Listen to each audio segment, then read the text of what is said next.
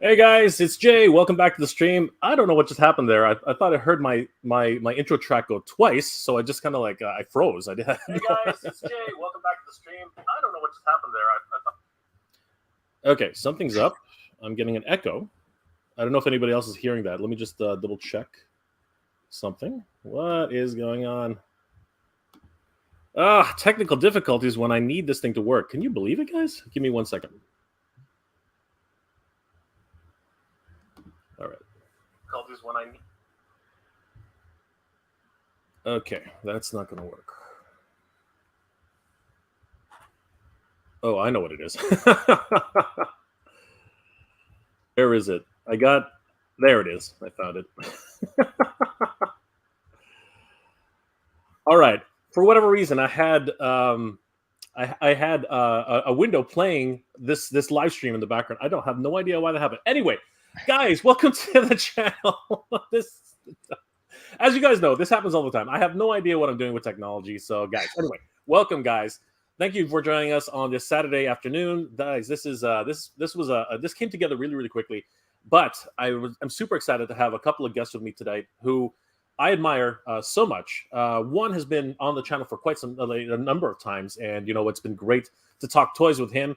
And of course, we have another wonderful guest who, honestly, this will be the first time for him on the channel, and I'm super excited to have both these guys together in the same room with me so that we can talk toys, because this week has been absolutely bonkers for action figures, and so many different upcoming toy lines that are just, blowing my mind. So basically, let me bring in my first guest, guys. As you know, he's a very regular to the show.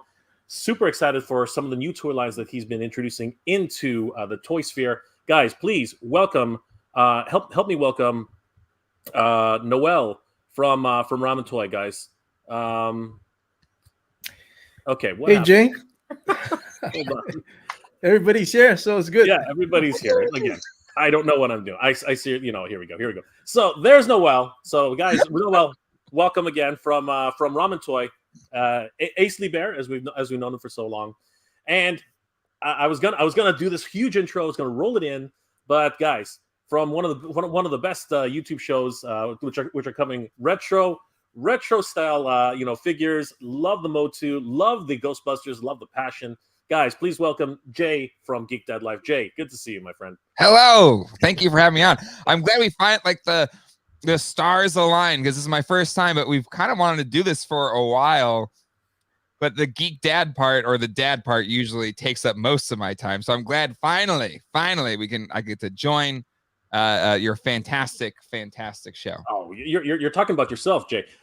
We have similar streaming times, which is why it tends to not interfere, but we tend to boom, right? But our interests align so well. So one thing that all three of us share in common is a love for Masters of the Universe, and I really wanted to get everyone's take on some of the things that are happening in the Masterverse, the MOTU sphere. But before we get started with that, I want to just sit down and ask, how's everybody doing? Noel, how are you? You got some great announcements that are on the way, and we'd love to hear. But how are you, my friend? Well, first of all, Jay to my left. Well, good to have you. Good to be. Good to be on. Yeah, good to be on. Thanks for having me again, Jay. It's fantastic to be on your show and to see a friend, right, from the internet realm, right? I've been watching Geek Dead Live since the pandemic. And so been learning a lot from the two Jays over there, Jay and John, and it's good to be now in the actual screen together. And I'm doing really good this Sunday morning here in China. So it's Sunday. It's Sunday for you right now. That's right. Wow. What time is it over there, Noah? About 2 a.m. in the morning. Oh man, what a trooper! Thank you for being here tonight. Today, Ace. That's crazy. That's crazy. What's the weather like there? Because up here, like fog has just completely taken over our entire like landscape right now. It's like 28 degrees Celsius in the afternoon, and it sort of goes down to about 20 degrees Celsius in the night. Awesome. Yeah. So, but you're doing well. Everything else. You just moved into a new place, right? That's right. I just moved into a new place. Yeah, as you can see, the background is different. So you're still in China right now. That's right. Got to be here to attend to the production needs, development of the product. That's crazy. Yeah. So even though Jay is wearing a San Diego hat, he's representing San Diego. He's not in San Diego. Whereabouts are you right now, Jay? No, I live in Raleigh, North Carolina. But I was born and raised in San Diego, so I have the unfortunate burden of being a San Diego sports fan. There's only baseball left, or there's actually some, minor league teams. But anyways, so Padre fan through and through. Love going to San Diego. We were kind of reminiscing about Comic-Con before we came on live. But yeah, love Raleigh, North Carolina as well. It's home, and a lot of good toy hunting and opportunities in Raleigh. That I am so jealous. Like I follow Retro Rick, who is a video game collector and nostalgia collector, and the kind of deals you guys get up there, it's just like blowing my mind. Like if you're willing to hunt, if you're willing to take a couple hours out of your day, you can really find some great stuff in North Carolina. So yeah, it's a good blend because there's like Raleigh's a good city, Charlotte's a big city. So you have like the city experience, but then once you get out of cities, it's pretty rural. So you kind of have the chance to find those treasures and get those really good deals because you do have the rural areas to be able to go and you find those attic treasures or a flea market or something like that and get something for really cheap. It seems few and fewer, but you can still, there's chances to. Absolutely. There's like a TLC show, The Pickers or something like that. I used to watch. Oh, American Pickers. Yeah. Are they in North Carolina? North Carolina. I have a feeling that they're somewhere. Maybe Nashville or something like that. They call it the Sun Belt. I guess the South or whatever. They're very similar. In I don't know. You haven't picked up that drawl. No. Like that's what people kind of think. Like Raleigh's like a southern town, but there's just so many that moved here from either California, like me, or my wife's from New York. So many New Yorkers moved here. It's everybody's from everywhere. And actually, one part, Morrisville has like the highest concentration of the Indian population of like any city in the United States. So there's a big tech center. There's I don't want to say it's cosmopolitan, but it's not like the South as I guess gets stereotyped here. So you don't really hear a Southern accent here, but again, if you go 30 minutes out of the city, then you get the country experience if you want it. Is John close to you, or is he in another city completely? We used to live closer together. He used to live in Morrisville, which is right by the airport in Raleigh, but he lives a little bit further now. He's about an hour outside of Raleigh. But so what's been nice about doing the streams is we get to hang out regularly, right? We get to hang out like at least once a week. And when he first moved, it's like a longer drive, so we didn't hang out as much. So that's what's really nice about YouTube and StreamYard and kind of building communities. And it's great seeing people in the chat that, hang out with us on Toy Geeks as well. Is like getting to hang out and talk toys because pandemic, right? We kind of didn't get to see people in person a lot. And then also just kind of like we're all over the place, all over the world. Like we got China represented, we got Canada represented, we got the US represented. Like where else could you have a community like that where everybody all over gets to share a passion like toy collecting? So it's really cool. Right, eh? So basically, I know, right? We just had to do that, right? The stereotypes. I mean, I was expecting you to say something like y'all. Or, yeah, exactly. I try to say you all when I do it because I can't pull it. Y'all, I can't pull it off. I don't know. It's just not natural, right? No. Oh gosh. Noel, do you have any inflections that you end up doing, like or the different regions of China that you've noticed? Like, is there anything specific? Or? There are definitely varying amounts of dialects in China. Again, myself, I'm from Singapore. And I'm here simply for the passion of making all these toys. Yeah. All right, guys. So, thank you again for being here tonight. This is gonna be a lot of fun, I think. So first of all, guys, honestly, what MOTU? Just MOTU. Like, what happened? Seriously, Jay, you and I have had the pleasure of speaking to Scott. Is it Nightly? I can never pronounce it. Nightlick. He's gonna kill me for that. Yeah, you and I have had the pleasure of speaking to Scott. Now, I totally believe him. Honestly, he's in the industry. He knows what he's talking about. So honestly, he probably does know what's going on. But there was this thing in the back of my head. It was more of a dream, more of a hope that. Because they said at PowerCon that they would continue into 2023. Yeah, right. And I was like, okay, Scott says one thing, Mattel says another thing, but maybe they have a first right of refusal, right? And I think you touched on that too. I think that's something which Noel, do you know anything about contracts on that level? Like I'm curious to find out what both of you guys think about that note. And you know what? All the love to Scott, because seriously, he's given us so much insight into the industry. That seriously, no one could have given us anything better. So, what are you guys' thoughts on that? Jay can go ahead. Yeah. Okay. Yeah, I think the thing with Scott is he may I'm full screen. I'm scared now. The thing is, I think he does have that insider knowledge, right? Like having worked in the company.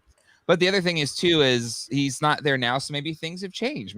But he's probably still has friends there, and maybe he's hearing things. And it's not just Scott that has said stuff like that. I've heard from dealers and stuff, not maybe say the exact same thing, but have similar, this might be changing or whatever, or might not be what it was before, or who the heck knows. But so I think it's the last we heard directly from the MOTU team is they said no, it's not ending. So but still there's that little but there's this whole thing with the losing the rights or whatever. And so maybe both can be true, but I will say after this week of all of these reveals, it doesn't seem like it. Like if I'm just looking at it, or I think both of us we're just looking at it, and it's like this was just the amount of money spent on new tooling and the amount of product we're seeing on shelves, and Mattel's investors meeting where they're talking about how the boy toys being a big part of their revenue growth is part of the success of their Masters toy line. So who knows? But honestly, it doesn't. The MOTU team has said it's strong and it's not going anywhere. And this past week of reveals definitely seems to back up that notion, especially because there's just so much new tooling, and I'm sure Noel knows the tooling's got. I mean, how much is it to make a Mantenna like that, or make a leech that's completely different from everything else? I'm sure that wasn't cheap, so they have to be willing to invest the money to do that, right? Well, Noel, what's your take? From my technical experience, the cost of tooling varies. There is no one set price for anything. All right. So if you talk about something like a Mantenna tooling, it could be anywhere. Don't quote me on this. This is just based on my experience. It could be anywhere from like $50,000 and up. Again, it depends on how the manufacturer dissects the parts, which are to be painted, which are to be injected, so that there's a consideration, right? For example, if you see the Batman Beyond on my shelf there, that's actually a very simple production figure, but it is complicated in tooling because it is all injected with color, and even the bat symbol was pre-designed such that you don't have to actually paint it red, or you can inject the red color and just put it into the chest, as you can see over there for those who have the figure.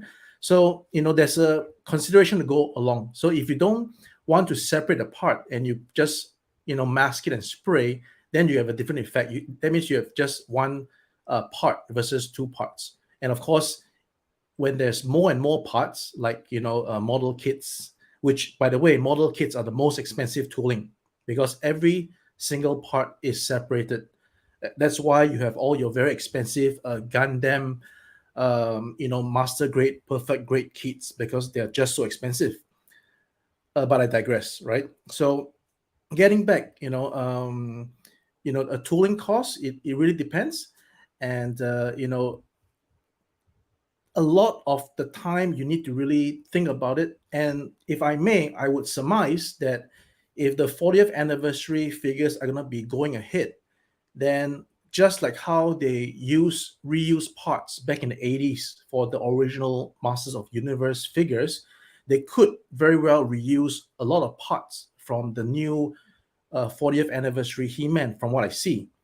So yeah, that's my take on that.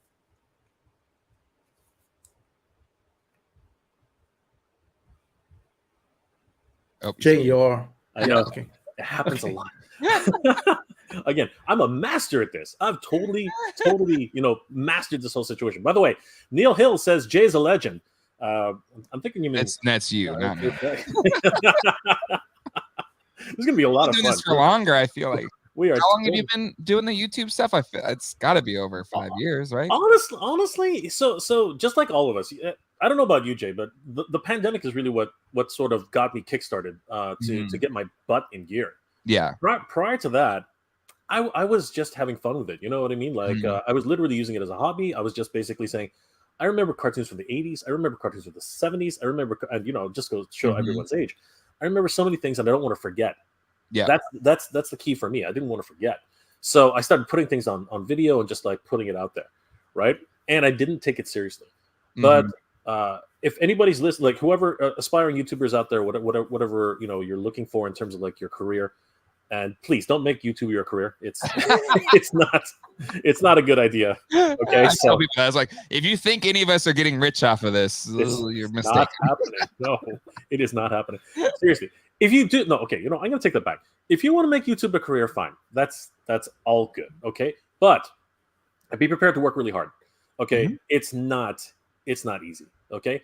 Before I started taking this seriously, I was posting one video every 2 weeks, and that'll get you nowhere, all right? You got to grind. You've got to grind. We're not going to make this to a YouTube tutorial kind of thing, but seriously, Jay, you know how long it takes to edit a video. Oh, yeah. I love your reviews. You know what I mean? How much passion you have in those. Yeah. And let me tell you, when it's 3 o'clock in the morning and your kid's crying and everything like that, it's hard to stay passionate about these things. I don't have kids, but I can tell, because if I'm having a hard time and I don't have kids, I can only imagine what a geek dad life must be like, because honestly, that's just ridiculous.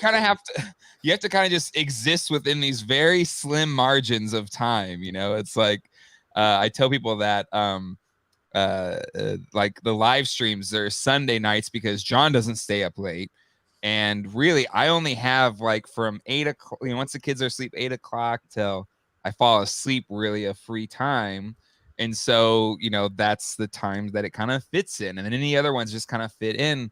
And like to your point, editing a video, like a 10-minute review, and this, like the amount of shots and edits and everything you put in, it's at least 8 hours for a 10-minute video. You think of all the shooting and editing and voiceovers. And so all of that is to say, I do it because it's fun to be creative, right? And it's fun to, just make something from nothing. And so that it's the joy of doing it, not because we're going to get rich off of it or anything. It's because we like to do it and we like this stuff.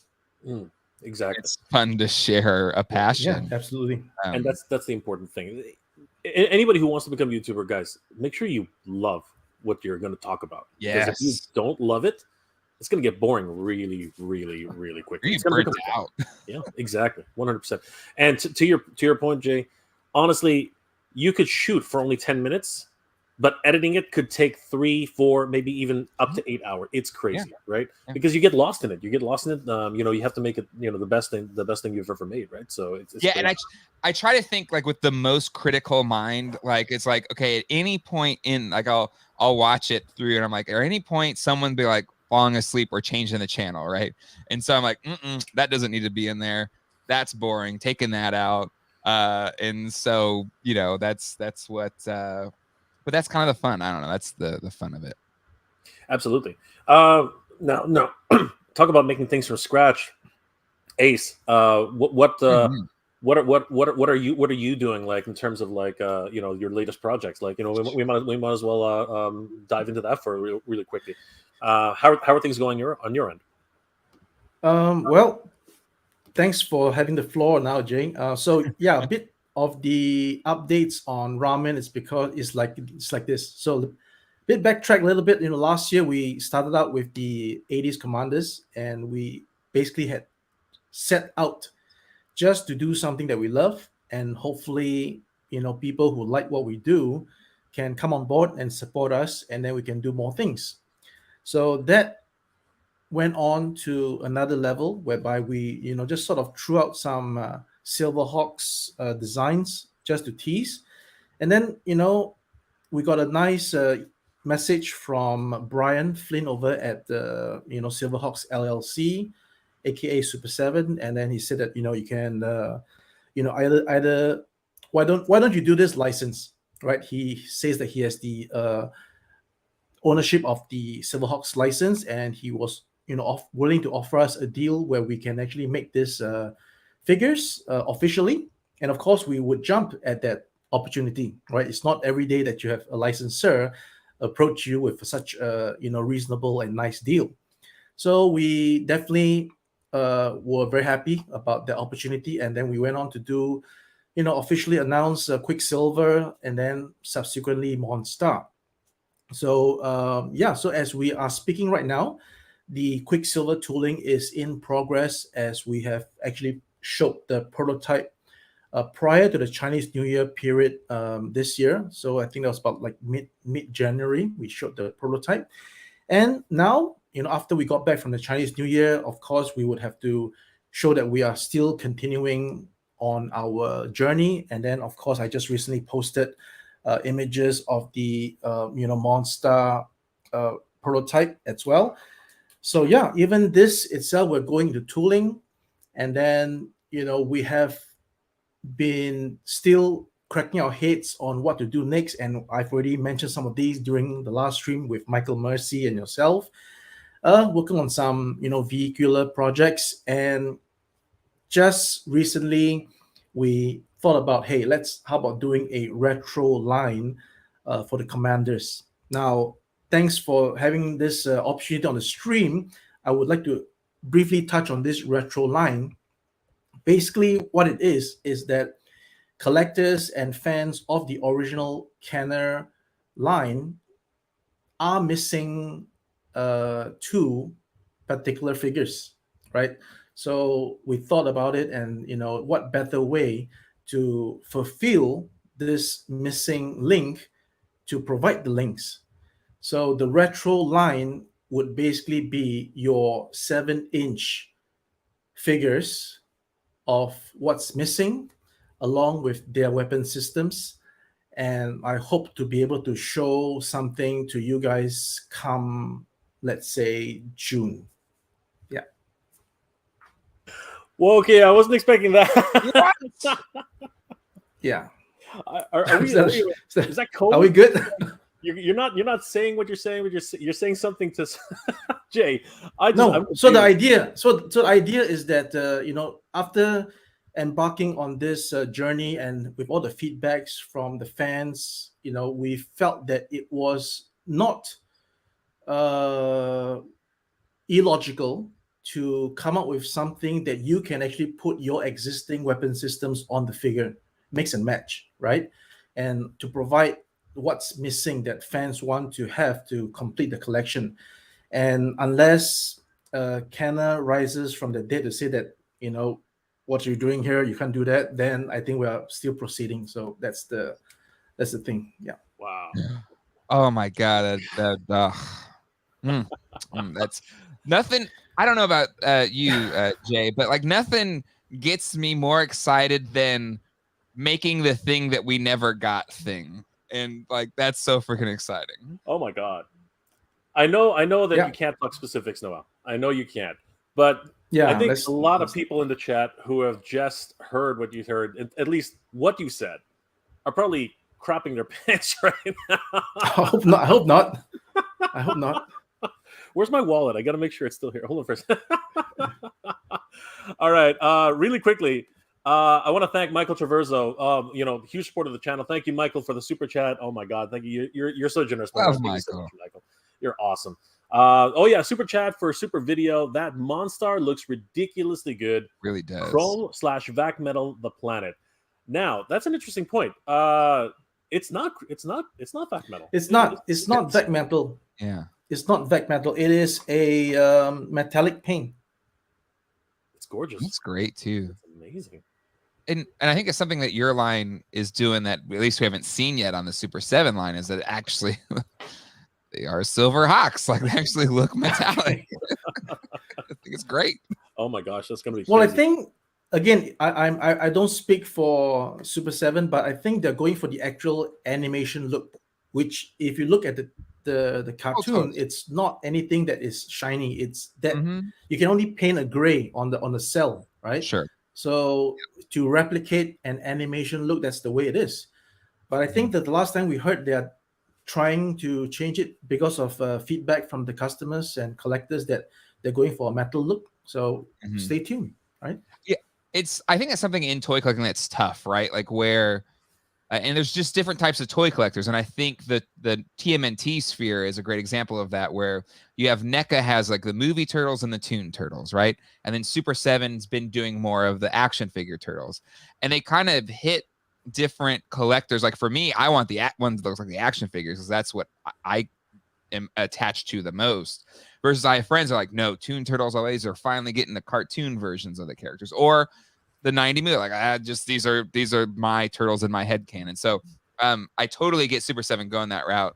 But I think for a lot of us, so much of the Silverhawks are those Kenner toys, those Vac Metal toys, and it's just so ingrained in our head. It's a hard one to like disconnect from. Absolutely. Once again, thank you, Michael, for the super chat. My brother, thank you so much. I know you've been a big supporter of all the channels. It's been so great to see you. Yeah, great guy. Yeah, absolutely.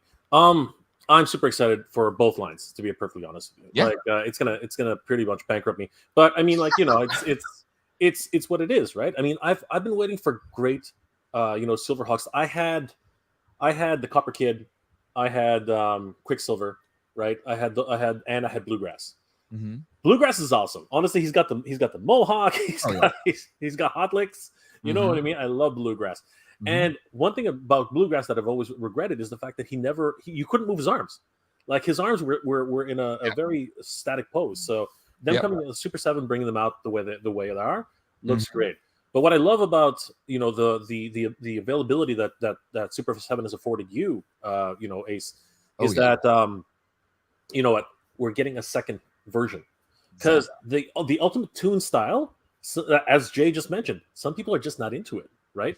But having a second option is just good, and I think there's enough of the market out there that both can exist on the level. Right, the turtles exist, right? Super 7 seems to be doing well. NECA seems to be doing well. Playmates keeps rehashing their old stuff, and they seem to be selling well. So like, there's space, It's just crazy. Yeah. How's the response been on your end, Noel, for the products? Yeah. Yes, it's not bad. It's okay for us because again we are a boutique company. Our stuff will not be appearing on Target stores and Walmarts and stuff like that. It's really boutique. Not many retailers would even like take the 80s Commanders because simply it's not officially licensed. So that already gives us a less of a platform. But that's the way it is. We never set out to try to conquer all the stores. We just are doing a small run, which also explains the price, because it's all about the economics of scale, right? Scalability. The fact that we can only do like 1,000 run for one particular tooling, and then you get the tooling cost and you divide it around among the production cost, and then you do the math, and that's the way the price is going to be, because there is, when we embark on this, and again with the Silverhawks, we doubt that we're going to be doing like a constant run. Back in the day, whenever there is a lack of stock, the manufacturer just makes more stock, right?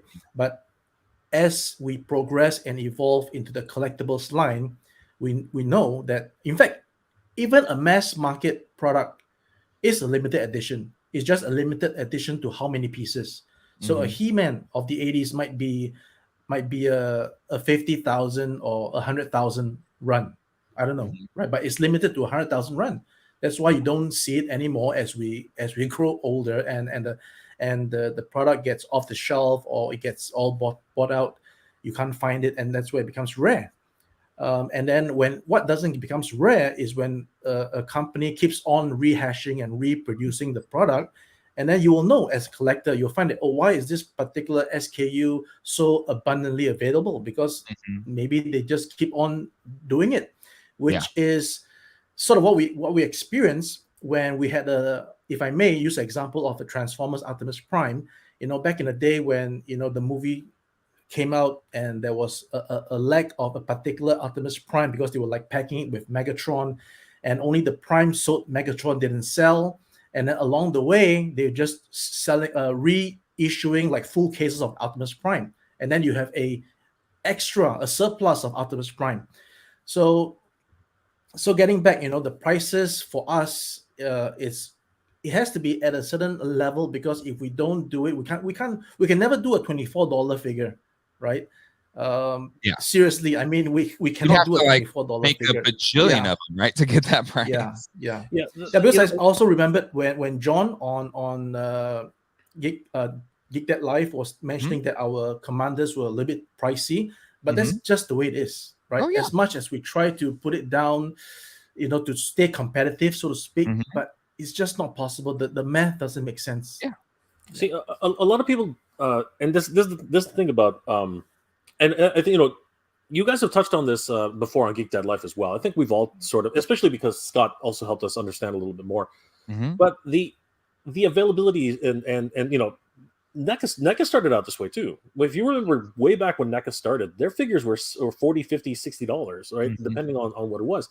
The licensing costs, the production costs.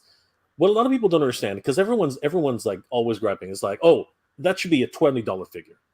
It can't be. It just can't be. For small boutique companies like Super 7, Super 7 is still a small boutique. It is. It is. They're still charging like $45 for a Thundercat, $55 now. Sure. Right? And they're and all these wrestling figures and everything like that. They only make like a 2,000, maybe 10,000 piece run. That's nothing. That is nothing.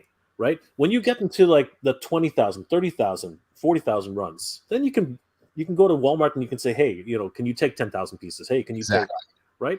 And that's how the prices come down, right? And that's what a lot of people have to start realizing, that, these toys, and just like you mentioned just now, Jay, I'm so excited the fact that we're getting toys we've never seen before, finally, right? And or toys which have been brought up to 2022. You know what I mean? Like that's different but in order to do that, we have to pay for that privilege, to be honest. Absolutely. Like that's just the way it is. And I think that just to your point, like $50,000 for a tool, right? Like think about the times you have to sell it to even break even, and then hopefully make enough profit to like keep the company running, right? And so I think there's that understanding of it, and I think maybe the problem is not so much that it costs that much, it's that there's just so much coming out and everyone wants to be able to buy everything, including myself. And it's like, well, actually, I just have to start making choices, right? It's like, okay, what do I really want? And so I think a lot of the negative response on price is really from that aspect of I just want everything and I can't buy everything unless you're fortunate enough to be able to buy everything. Good for you. But then you start start making those tough choices. But prices have just gotten nuts, especially, post pandemic with supply chain and everything. They just prices and even vintage stuff has gotten insane. I just went to my friend's toy shop here, Cro-Mag Toys, and a figure that was, I think, $50 maybe a year, maybe 6 months ago, was like $300, and I was like, oh my god. and that's if I may interject, with oil prices going up, it's going to be more expensive because plastic requires oil. Yep. So it stinks. Like, sure, of course it stinks. And you may not buy. And depends. And we'll see. Like, what do people buy, and which toy companies will succeed in that environment? Which toy lines may not be able to survive in that environment. And we'll see what happens. Yeah, and the thing is that since we're on the topic of toy prices right now, things are just going to keep going up, unfortunately. But I keep saying this in my channel. I keep saying this. These things here, they're luxuries. Okay, these are luxuries, right? These are things which we love, we all cherish, and they're fun. But the realistic, you can't put this on your back. Can't eat it. You can't eat it. Exactly. That's what it is, right? These are the luxuries that we. So you know what? They are going up in price, but just wait. Like, you got to wait until when food goes up in price, when clothes go up in price, when your electronics go up in price. Oh, Demona! I went there because my buddy Jayce. If you watched the stream yesterday, he literally messaged me while I was like streaming it. Hey, do you need this? I was like, yeah, I need it. Oh my god! Oh, I'm so pumped. Great. So pumped. She looks amazing. But I don't know if you saw Matt Hatter. His wings were really floppy, so I'm really worried. So there's the fun thing about that. So I was watching Matt Hatter's review, and you know how he is. Man. He's always. I love his approach. I love his approach too. It's so great. He's out there. He's in your face. It's so much fun. But he got the one at well, in Neka's case, he got the 30 out of 40. Like he got. He got. Yeah. No, I'm kidding. All in good fun. It's all in good fun. Just call it. Because I was watching. No, things happen. It happens, right? It happens because where it broke on the wing, if you inspect your part carefully, it's a very thin part. So the chance of it breaking is actually pretty high. Yeah. Yeah. It's a shame that's the case, but yeah, it is. It's just crazy. But so I think my video, if I do, it will be like, please not be broken. You look so nice. And if I may just add on to that price discussion, back, at least from my knowledge, back 15 years ago, an average Chinese worker at a toy factory is getting less than $300 a month. But in today's context, it's you can't get that price for a worker anymore. It's at least about $700 a month for a worker in the factory nowadays. So you can obviously see that it's doubled in price in terms of workers' salary. So automatically, prices goes up on the product. And have I heard that right? People are actually moving manufacturing out of China to like Vietnam or whatever, like cheaper areas. Yes. Yes, Jay. It's a bit of a yes and no, because when they are moving the factories out from China to Vietnam, Thailand, Philippines, it's only for the labor costs, because material costs remains the same. And these raw materials are still going to be from mostly China, your plastics, even your tooling, right? The reason why, again, this is history. The toy, if you look closely at your mask, at your Transformers, they were actually made in Macau and Hong Kong. Yeah. Yep. Or Taiwan. Yep. China didn't start making toys until like the 2000s, right? So the technology only came in around that time, and likewise, these new countries, developing countries like Vietnam, Philippines, they don't have the expertise at tooling yet. Yeah. Now, obviously, as time goes by, then they will start learning the tooling, just like how the Chinese learn the tooling. Yeah. And it's just a matter of time where you go full-fledged on Philippines, making the product and making it good. Yeah. That's why they are investing all these monies into these countries, Vietnam, and indeed, as standard of living in China goes up, the factory workers, next generation, they don't want their children to be working in a factory, right? In fact, in the factories now, you have young people working there simply because they have not gotten the educational level. That means they are not from the cities, they are from the rural areas. They come into the factories in the cities to work, and they have that generation, I don't know, Z or whatever, mentality, even in China. And they can be here today fixing, your figure, and they can be out the next day. because they feel that they don't want to do this. So that's what I see when I'm at the factory, right? I see the workers today, they're like that, and then tomorrow or the next day, this girl, she's gone. Yeah. You know, so these are the realities at the factories that most of you wouldn't understand, but that's what it is. Yeah. No, it's true. Like we wouldn't understand that, right? And I think that's the challenges that you all. In fact, sorry, let me just add on. In fact, I'm fearful. I'm fearful for the future of collectibles if China loses this workforce in the manufacturing sector. Who's going to make your toys? Yeah, so, that's true. Yeah, it's the truth that not a lot of people want to know or not pay attention to, right? But like, and then is the hope then for these toy manufacturers, wherever they're based out of US, wherever, is there hope that they can get these other countries up to speed so that when that day comes, much like US manufacturing dropped, significantly as it evolved, is the hope that these other countries will be kind of ramping up to speed so they can replace the manufacturing out of China that made, because I think it doesn't want to work there anymore.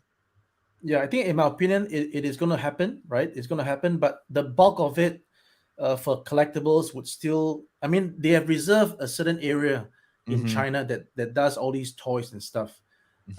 So if I may just expand a little bit more, like in the Shantou area, this is where it always happened to produce the very low quality and cheap toys, the toys that people export,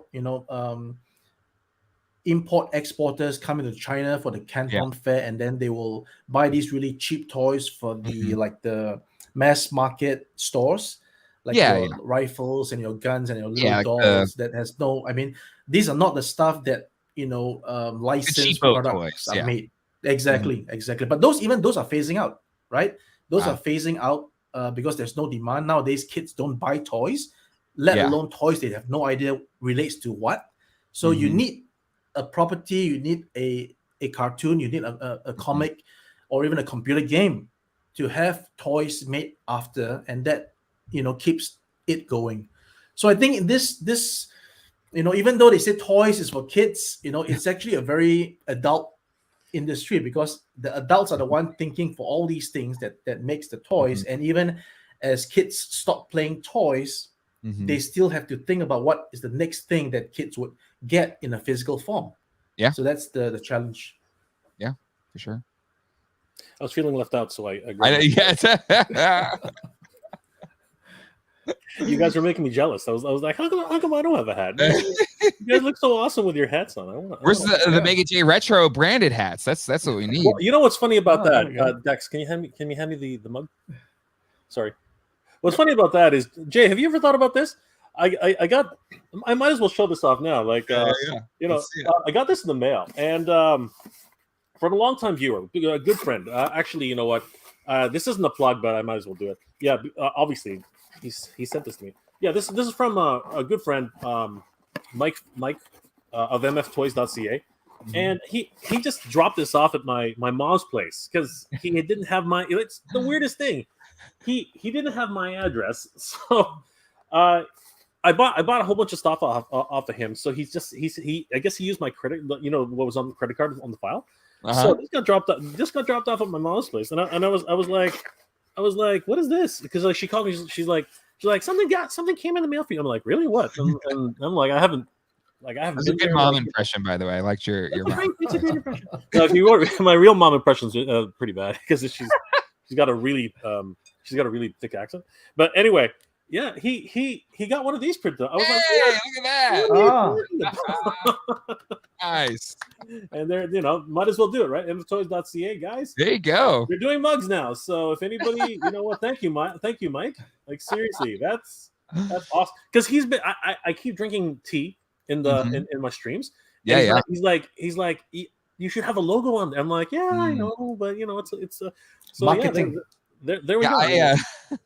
I have because usually we do our Sunday nights right at 9 p.m. So I drink bourbon usually, an adult beverage, and but my wife, she made me Geek Dad Life one, so you probably can't ever see it when it's on, but it has the.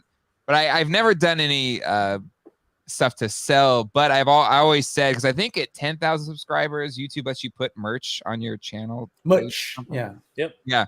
So I said if we ever hit 10,000, then I'll worry about merch and put it on there. Not if, but when. That makes so much sense. It's hopefully soon. We'll see. I never want to jinx anything, but we're getting there. We're close. Ace, we'll be calling you to spec that out for us. Yeah. Yeah, sure. Yeah, can we get action figures? We get a J2-pack. Oh my God! Yeah, if you want. No, don't do that. No, don't do that. No, it's possible.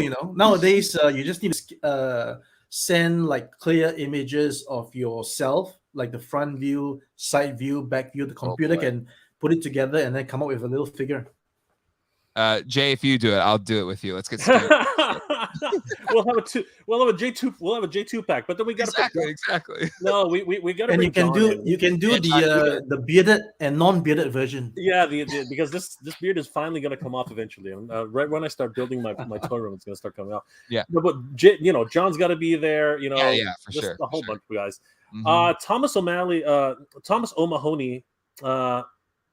I'm sorry can you pronounce that, Jay? It's Thomas O'Mahony. Mahoney. Mahoney. I think it's Irish. It is O'Mahony. Okay. Yeah. Thomas O'Mahony says Ramen Toys is so great.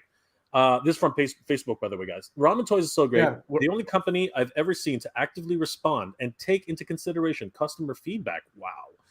So many companies, for some reason, resent their customer base, and yet Ramen Toys seems intent on pleasing them. Crazy, I know. Wow, that's high praise. Thank you, Thomas. Thomas is a big fan of the Facebook page, so thanks, Thomas. Yeah, it's cool because Facebook is now telling you who your biggest fans are, right? Like I've noticed that now. I want to give a huge shout out to Michael Mercy. Michael Mercy's in the house. We were just on a stream with Michael Mercy. Good to see you, Michael. Thanks for being in the stream.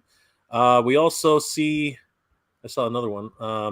Joe's Multiverse. Good to see you, Joe. How's it going? Good to see him on the stream tonight.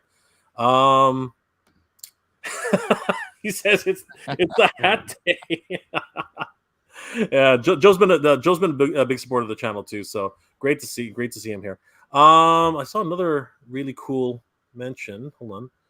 Okay, so King Simba says, Jay and Noel. There we are, the Noel sandwich. Jay and Noel.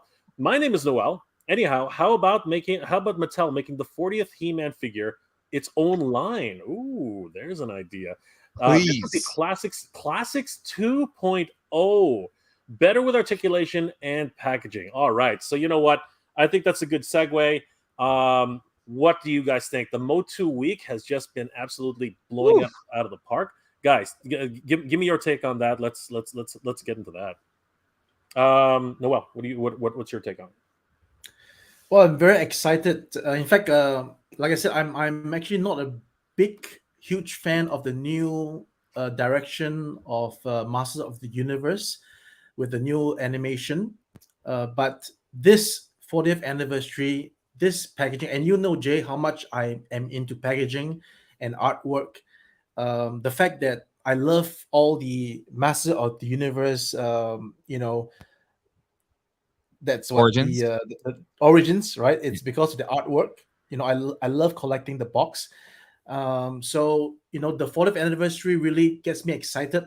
Like all you guys, we hope that it's gonna be a continuation of the figures and not just one standalone He-Man, which I don't think they would.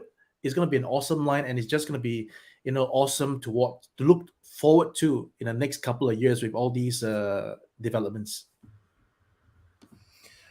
Jay, what are your thoughts? Like, same. I mean, other than I'm kind of I love it all, but I'm totally with you, Noel, that the packaging for Origins is what makes it a home run line, right? It's not just like reprinting the old artwork. It's like doing new artwork that looks incredible, like inspired by. It looks incredible. Nate Barch, Axel, Francisco, like they're doing amazing artwork on those. And while Masterverse, some of the toys are good, but the packaging is kind of meh. But they do great artwork on the back. Even had Nate Barch do the new Eternia stuff. But oh my god, that 40th packaging. Oh, it's exactly the best case scenario for a modern collector figure MOTU toy. Like it has the blasting rocks. It hits the nostalgia, but it's also new and it's perfect. And I totally agree. We talked about it on our stream yesterday. And they would be foolish to stop at just that He-Man because one, hopefully they're seeing the reaction is really positive. And really it's kind of like for a lot of us, while it's been nice to get the new Masters on the shelves, Origins is one of my favorite lines of the past decade. But having those highly articulated adult collector figures of like something that could go toe to toe with classics on retail shelves, like we're done. Like we're in. We're this is what we want all along. Let's go. That's crazy. Yeah, absolutely. The you know, I'm just gonna bring this up here. Seriously, what? Oh my god! Like, if you talk about right, if you think about just like what Jay said, if you think about how the old not old, I'm going to talk about how the Masterverse packaging is. This is just blowing out of the park. You know, the such a nostalgia trip. Obviously, the meteors, the blue background. And the way you see the way the Masterverse logo is basically emulating the Masters of the Universe logo, just you know what to quote Michael Mercy, just chef's kiss there, just absolutely insane, like beautiful, just absolutely insane. And you know what, the wash that they put on the figure, like what is going on? But you know what really hits it out of the park? Come on, let's all admit the face. Come on, it's got to be the face. I mean, like. How many the reaction that people were getting from the Origins line? You know, I'm gonna screw this up. the Origins line, when it first came out, you had this guy, right? You had this guy, and I like that head sculpt. I know people hate it, but I actually like that one. I like this head sculpt; it's good, right? But so many people, because again, you're not. I know they wanted to get kids involved, right? They want to get the younger audience involved. But everybody basically, you know, anyone who was a MOTU fan, they were like, no. I want the Dutch boy haircut. And you know that was just like huge card for. And this literally comes full circle. You know, 40 years, yes, 40 years, hell yeah. Absolutely. Like, oh my god. Yeah. Just absolutely crazy. So I personally think they hit it out of the park. The only thing that would make this a negative is if they just stop at that one figure because we want them all. Like, come on. Michael Mercy does he's got the approval. Oh, chef's kiss. Absolutely. Thank you, Michael. That's so great. God Ravage says Origins artwork is what finally tipped me into collecting the line. Actually, box art is sometimes just as important as the toys. Yeah. As a child, it went hand in hand. Oh gosh. Well, and honestly, I remember back when so good. I remember back when they because I was a subber, I was Masters of the Universe Classics back in the day. Which is weird that late 2000s is back in the day now. When the heck did that happen? But I remember when they showed the packaging for the first time, and a lot of us at the time were like, "Oh, great! I don't have to buy two. I can just be an opener," because the packaging just didn't have any connection to the old school, the blasting rocks, blue sky background. And so, you know, and I remember saying to myself, like, oh, perfect. I can just be an opener. I don't have to stress about having in-package versions of these. But that 40th packaging, I'm like, I'm going to need two. I mean, one to open, one to keep sealed. And just one in case, so three. See, Noel, you stole that from me. I'm looking for three. One to open, one to keep, and one just in case. Because you never know what's going to happen. It's true. You have a flood. You have something. Some one of your relatives says, "I used to have that as a kid." Well, okay. If it's in case of flood, like, do you have like a secure location at high ground, sealed off from the elements? But that's the thing. That's why I need the other one, right? So one's in my room, and the other one's in the basement. So. Shout out to Christopher Bouchard. Christopher, thank you so much for the $5 super chat, my friend. Yeah, that's amazing. Ramen Toys are awesome. Awesome. Ramen Toy is an awesome company, and I can't wait for the 80s Commanders land drone. Oh, comes some call outs here. Obviously, we've got some hints today. And you know what? There was, I know, such just crazy. There were a couple of questions earlier. A lot of people are asking about the colors. If what's it called? I can't remember. What's the name of the blue android? Antagonist cyborg. That's right, antagonist. I gotta walk that little line. Yeah. So is he gonna have a similar color scheme to Monstar? That was unfortunately I can't find it, but a question. One of those questions came up. Will they be colored in a metallic style, or will they be because now you have two versions, right? You have the original versions of the 80s Commanders, which are not going to be re-released, right? And you have the more tune accurate versions. So I think a lot of people are wondering, are you going to be releasing both of these versions for the enemies and the antagonists? I think a lot of people are starting to wonder that. Well, I think going forward, we will. I think I mentioned this before. We will do it in the color that matches the current version 80s 3-pack, meaning that it's going to be more bright. But we could do a small run of a more realistic coloring just to match the original. But in terms of my direction, it's always going to be Kaizen, meaning that we just keep on moving forward to where the majority wants it to be. And like I said before, 80s Commanders started out as just my vision along with the artists, that we wanted it to be done in a particular way that mimics the old but not a carbon copy, and something that we could relate to, like more real life and not out of this world, such that you can't really recognize it at all. So with that in mind, we came up with the 80s Commanders, and the original idea was never to make it tune accurate, because for various reasons, as mentioned, for licensing and rights and stuff like that. So we try to keep it very different. But as we embark on a journey, we realized that there's actually such a good support that they wanted, collectors wanted it to be done in a certain way. And as long as it doesn't go against what we ourselves as fans and collectors, then I was always open to the idea of bringing it as it evolved.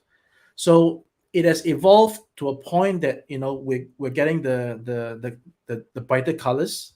Again, I wanted it to be more real life. I always like things to be realistic. I'm a skill modeler at heart. So, but yeah, I'm open to the idea, and I accepted it, and we produced the version 80s with the bright colors. And when we start to add to the line, then we have to think about, now we have a problem. We have the original colors, we have the new colors, and we can't keep on doing it like in two colors, right? Unless we get a real direction. So for the meantime, we're just going to do it as per the new colors. And like I said, along the way, if there's a demand again, then we could probably put out a small a batch that caters to the maybe a very limited edition of the so-called weathering version. So that's the current mindset. Yeah. Have you explored NFT versions? Oh, that is a totally new ball game, Jay. Some people say that it's going to die out in a few years. Some people say that it's going to be a great new thing, but I don't know. I'm not that techno, online advanced that I really know how to get an NFT done. Do any of us? So I don't know.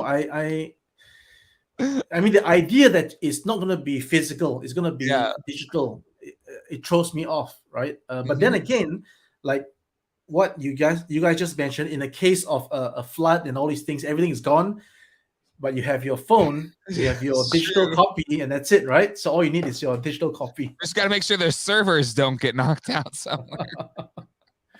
Yeah, but nothing beats a physical toy. Yeah. Did I miss the memo?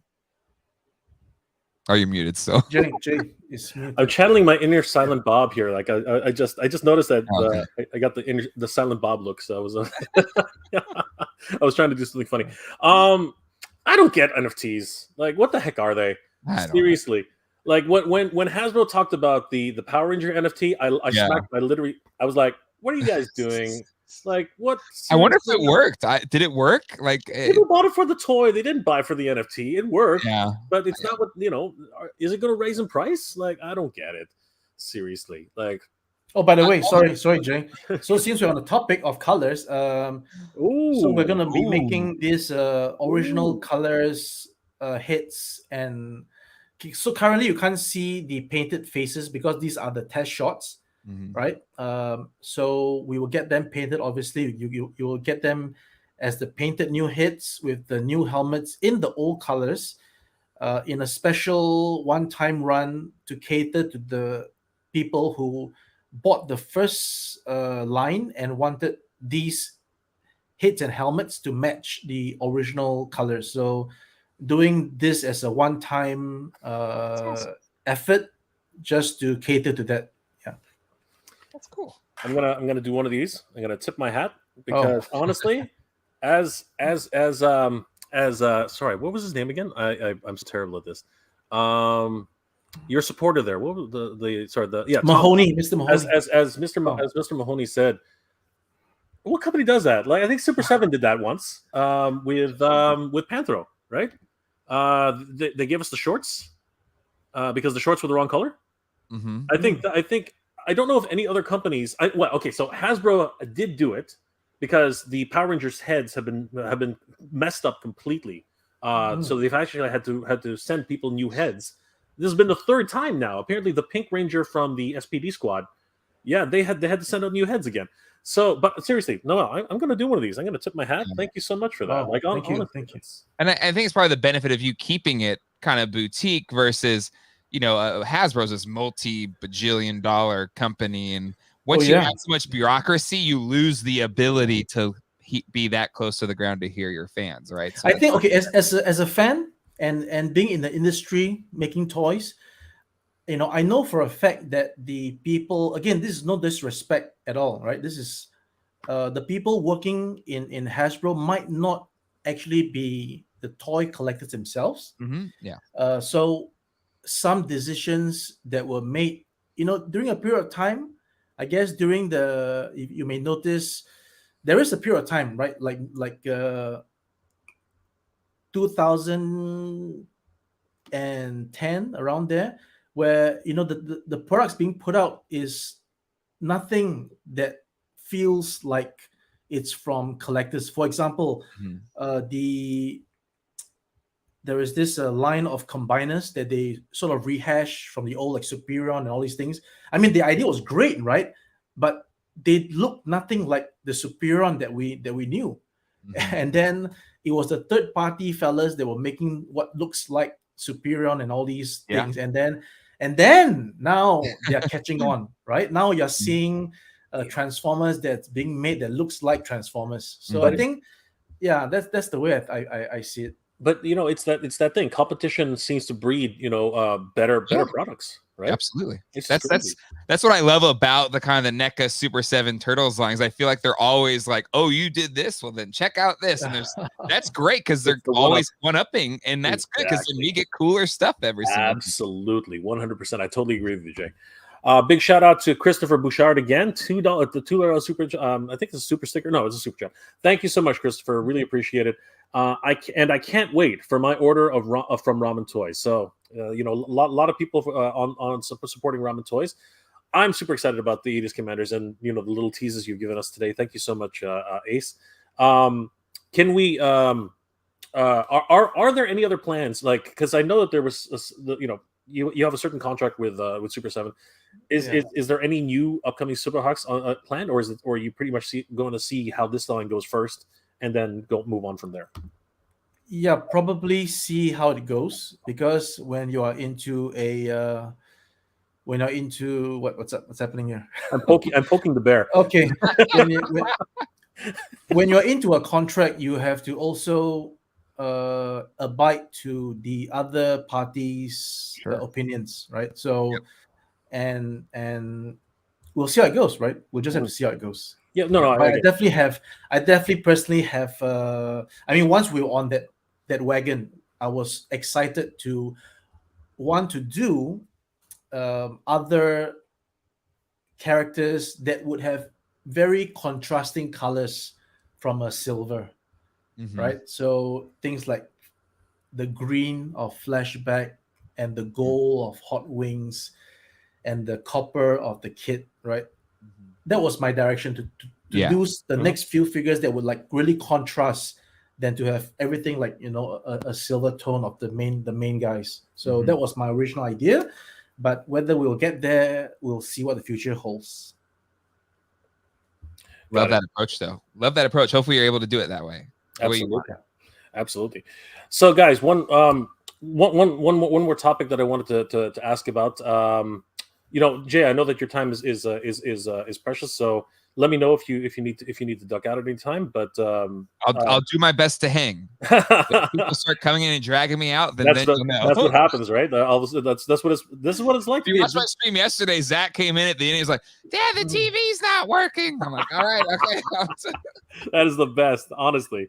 Seriously, wouldn't it would be worse if they didn't come in? You know what I mean? Exactly. Yeah. Like, what are the kids up to right now? Yeah, exactly. It's when they're quiet. That's when you know it's not good. It's not great. Trouble is starting. But I did want to touch on this, guys. With all the new toy lines coming out, and there's a couple of questions here. I will find them once I have it. What dream toy lines can we dream about? Like, seriously, like so many beautiful toy lines that we can always dream about, right? So Michael Mercy calls it unfinished business. So what type of dream toy lines could we go with? I'm going to go with Jay first, because I sort of already poked this bear with Noel earlier, but for everybody here. So Jay, what are your thoughts? Oh gosh, let me look around at my room. There's a few, but probably number one, and I've said this a few times, so maybe this will sound redundant, but I would love a real Ghostbusters toy line, whether it's Ultimates or NECA or whomever. Like, speaking of, it's great that Turtles fans have movie Turtles, Toon Turtles, Toy Turtles.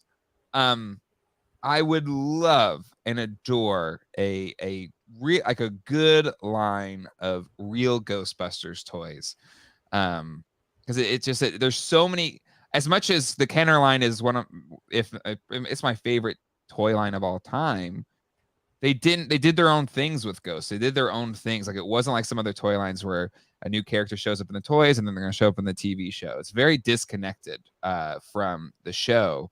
And so to me, even more so than some of the other Toon versions of toys that we had as kids that companies do now, real Ghostbusters is just primed for legendary characters from that show that I think some boutique indie toy companies have done, like Sam Hain and the Boogeyman. But like, I want to see an honest, earnest effort at a real Ghostbusters toy line. Can I just say that the Boogeyman gave me nightmares? I'm not gonna lie. It's so good. Like, it's one of the 80s shows where, because not all of them hold up when you watch as an adult. Like, I remember when Transformers came out on DVD for the first time, the whole series, and I hadn't watched it in forever. It was early 2000s. Like, all right, let's go marathon and Transformers. And I put it on. I'm like, it seemed better when I was a kid. But like, real Ghostbusters, I mean, it's J. Michael Straczynski show running that, and the Boogeyman episode holds up to this day. It's a really good show. It still freaks me out. Those two little kids, bring what did they bring? $10? Yeah. was like $10. They're like Boogeyman's voice. It's seared in my head. Like, I remember you. And I'm like, you know, and you got Egon. He's like, we have to do this. It doesn't matter how much money we're spending. We're doing this, and it's like, holy crap, Egon. Because the boogeyman chased him as a kid, so it was like childhood trauma and stuff. No, but it's like that little crack in the door. You're like, and then you know what? I don't know if I'm the only one, but when the first episode, the first teaser trailers of Monsters Incorporated, kind of freaked me out. I had like flashbacks because that little door, the little jiggling of the doorknob. Yeah. And then finally they burst out of the door. We're in the wrong place. I don't know what am I doing here. And I was like, oh, I was expecting something different. Did you collect the Bionic Collector version when they came out? Well, there was the movie figures, which were okay, but the one problem I had with that one was they took the club approach to the Ghostbusters ones, and they did it every other month, if I remember correctly. And I felt like it took a year for us to get a movie Venkman, 84 movie Venkman. And so I kind of just burnt out on it, even though I'm like a diehard Ghostbuster fan. That's why I love the Plasma series, because it was just like all 4 main GBs, boom, right off the bat, you're good to go. Like, you got it all.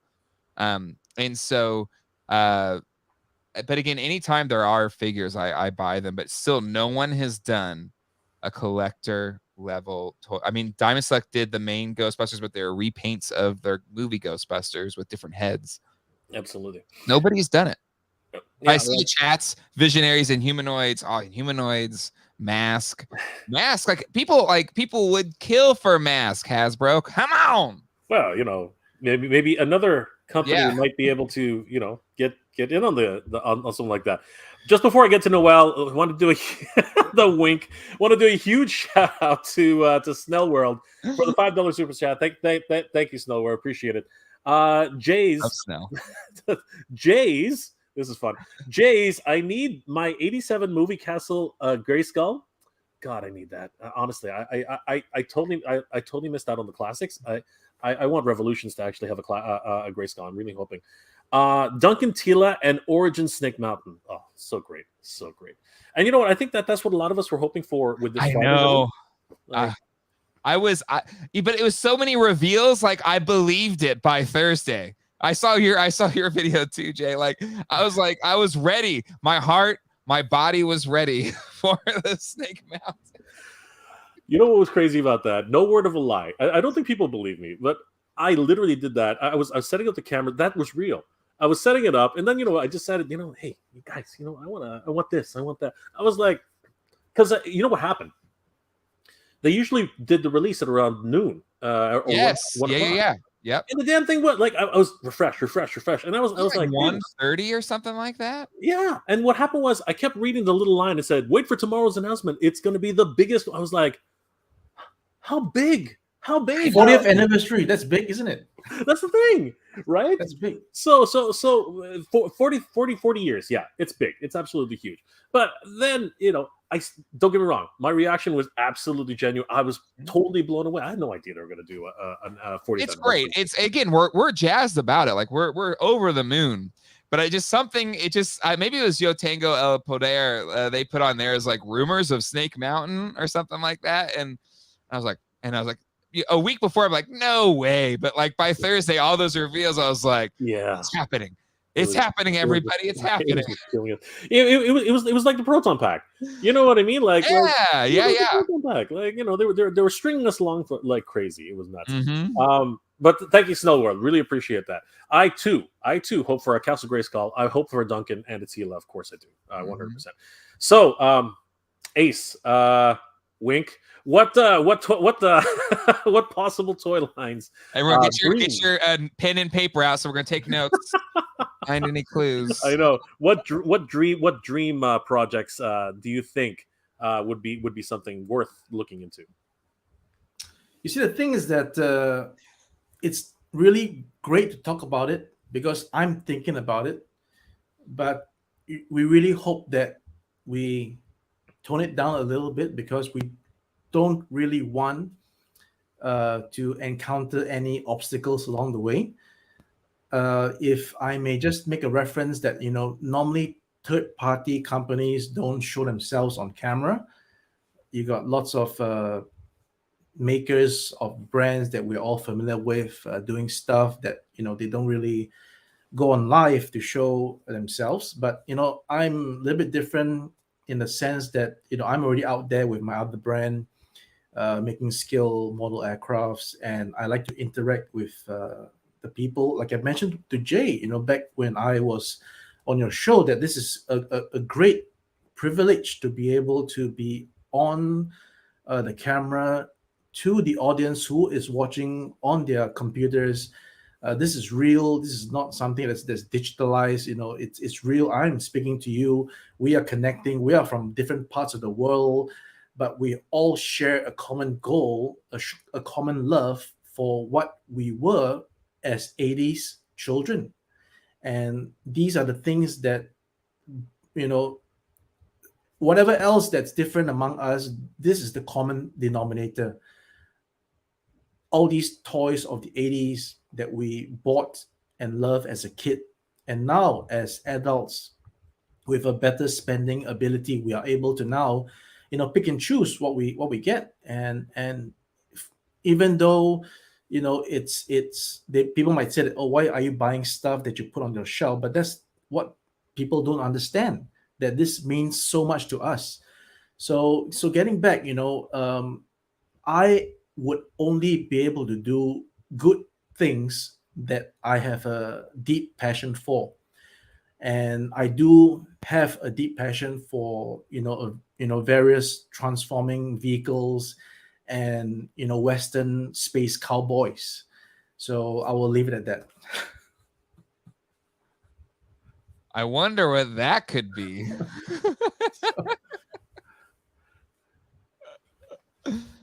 Oh, you're muted, Jay. I know.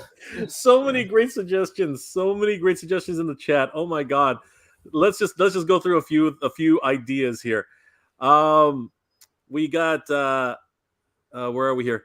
First of all, Chris Bouchard says, yes, Jay, real Ghostbusters will be awesome. So absolutely, there's a vote for there. Visionaries would be cool from Meow 777. Tomato Sponge says also Inhumanoids needs a remake. My God, Inhumanoids. Yes, Metlar. Yeah. We never had that in Singapore, by the way. You don't have Inhumanoids, eh? No. Wow. Tendril was the best. So you got to blame the distributor who didn't take in the toy. The thing about myself in the business is that the distributors of various territories, they decide what goes into the market. So if the people don't choose, for example, they go to the toy fair, right? They go to the toy fair, they go to Nuremberg, and then they will start selecting to buy what's going to be sold in their territory, in their country for their stores. So apparently somebody in Singapore didn't select Inhumanoids. That's it. So and that's crazy. Just like one person's decision affected all of the kids of this country, right? That's crazy if you think about it. Just one But it's true. It's true. Right? There were some scary episodes in there, man. Like, when Decompose, I remember he brought somebody back to life, and I was like, what are you talking about? Like, that was such a maybe it was too gross. It was too gross for Singapore, right? It was disgusting. But yeah, I'm with you. Tendril, like, to me, Inhumanoids begins and ends with Tendril. It's just a Cthulhu freaking awesome monster. Metlar is too powerful. The guy is ridiculous. He can literally call up volcanoes to the killer. Like, if he wanted to, he could literally cover the earth in magma. Like, what's with him? Like, seriously, what's wrong with him? Crazy. Meow 777 says Bionic 6. Oh God, Bionic 6. I love Bionic 6. Such a great. By the way, I need to dig maybe John's brain for this, so Jay can probably relay the message. Is Bionic 6 the only figure line of that scale that has transparent parts? Because I remember something in my childhood that had transparent parts, but I wasn't sure if it was Bionic 6. So that's a trivia question. Is Bionic 6 the only toy line that has transparent parts in the that figure scale? Itself? Because there are tons of that scale, because there are tons of transparent. Where is the pin joints, right? The pin joints. Yeah. So if if we can confirm that, then what I had back in the day has to be Bionic 6. Okay. Wasn't there? But didn't I'm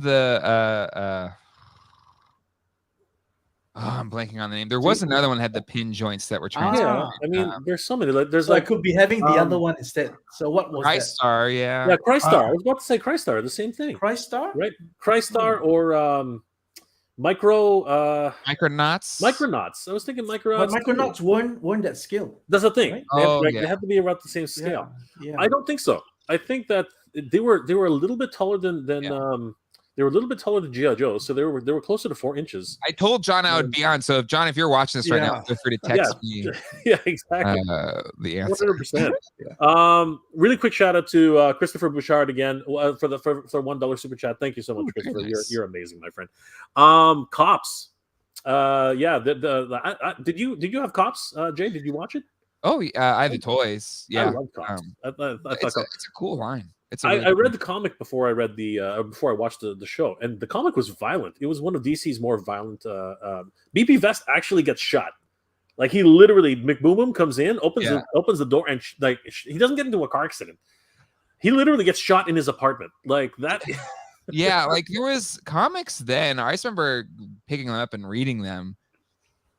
It was intense stuff. It was not the comics of the 60s and 70s, that's for sure. The comics code had gone out the window around that time. Like exactly.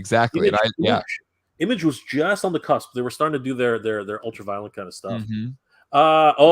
Tony Beckinger, Dungeons and Dragons. I almost said that. The LJN, someone doing those, and actually they're NECA's doing them. NECA's doing them, but I want the cartoon.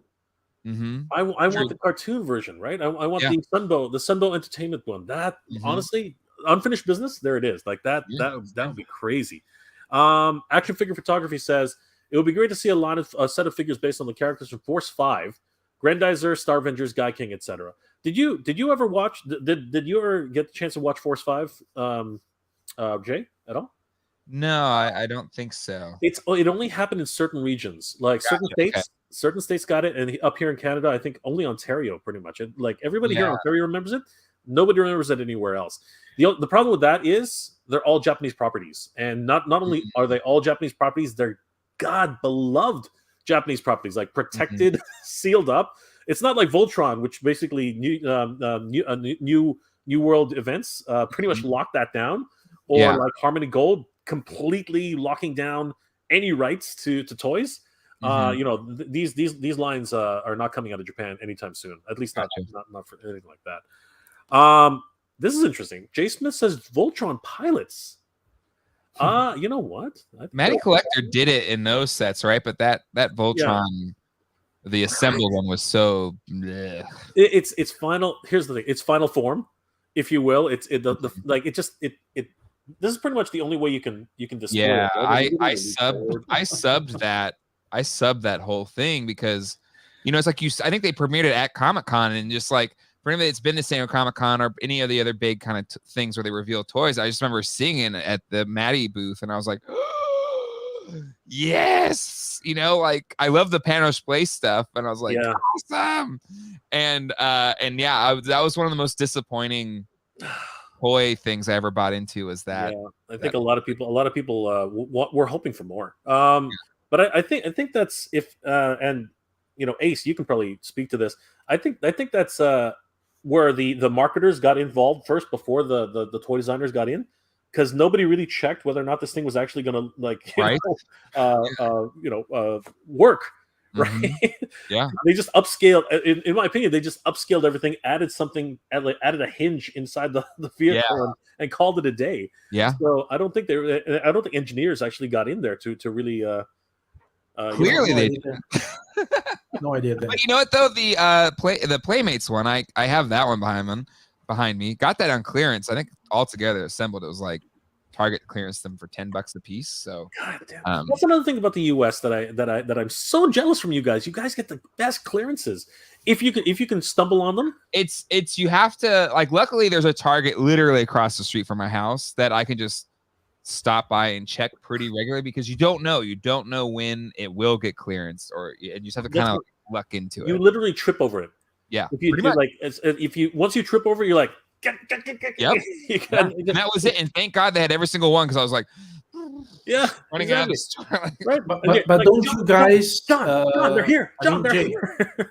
I felt bad, like, John. I just went. John wanted me to get a step. I was like, "There's only enough for me. I'm sorry." Don't you guys like make contact with the people at the store and say, let me know if this is clearance?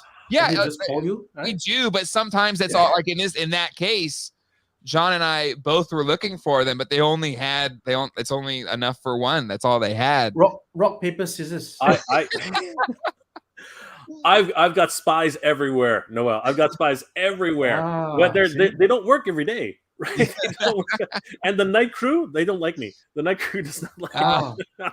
But you're gonna bring them like donuts and stuff. I gotta bribe them. You gotta bribe these people.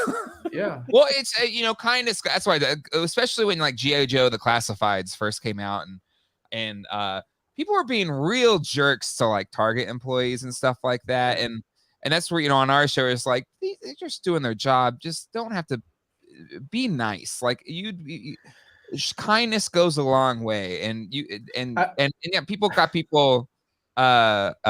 coffee and stuff like that, because they have to put up with a lot with us toy nerds and toy geeks. There's people I know in Singapore who are toy collectors, and they purposefully get themselves a part-time job at the department store. There you go. And they wipe out all the Star Wars figures.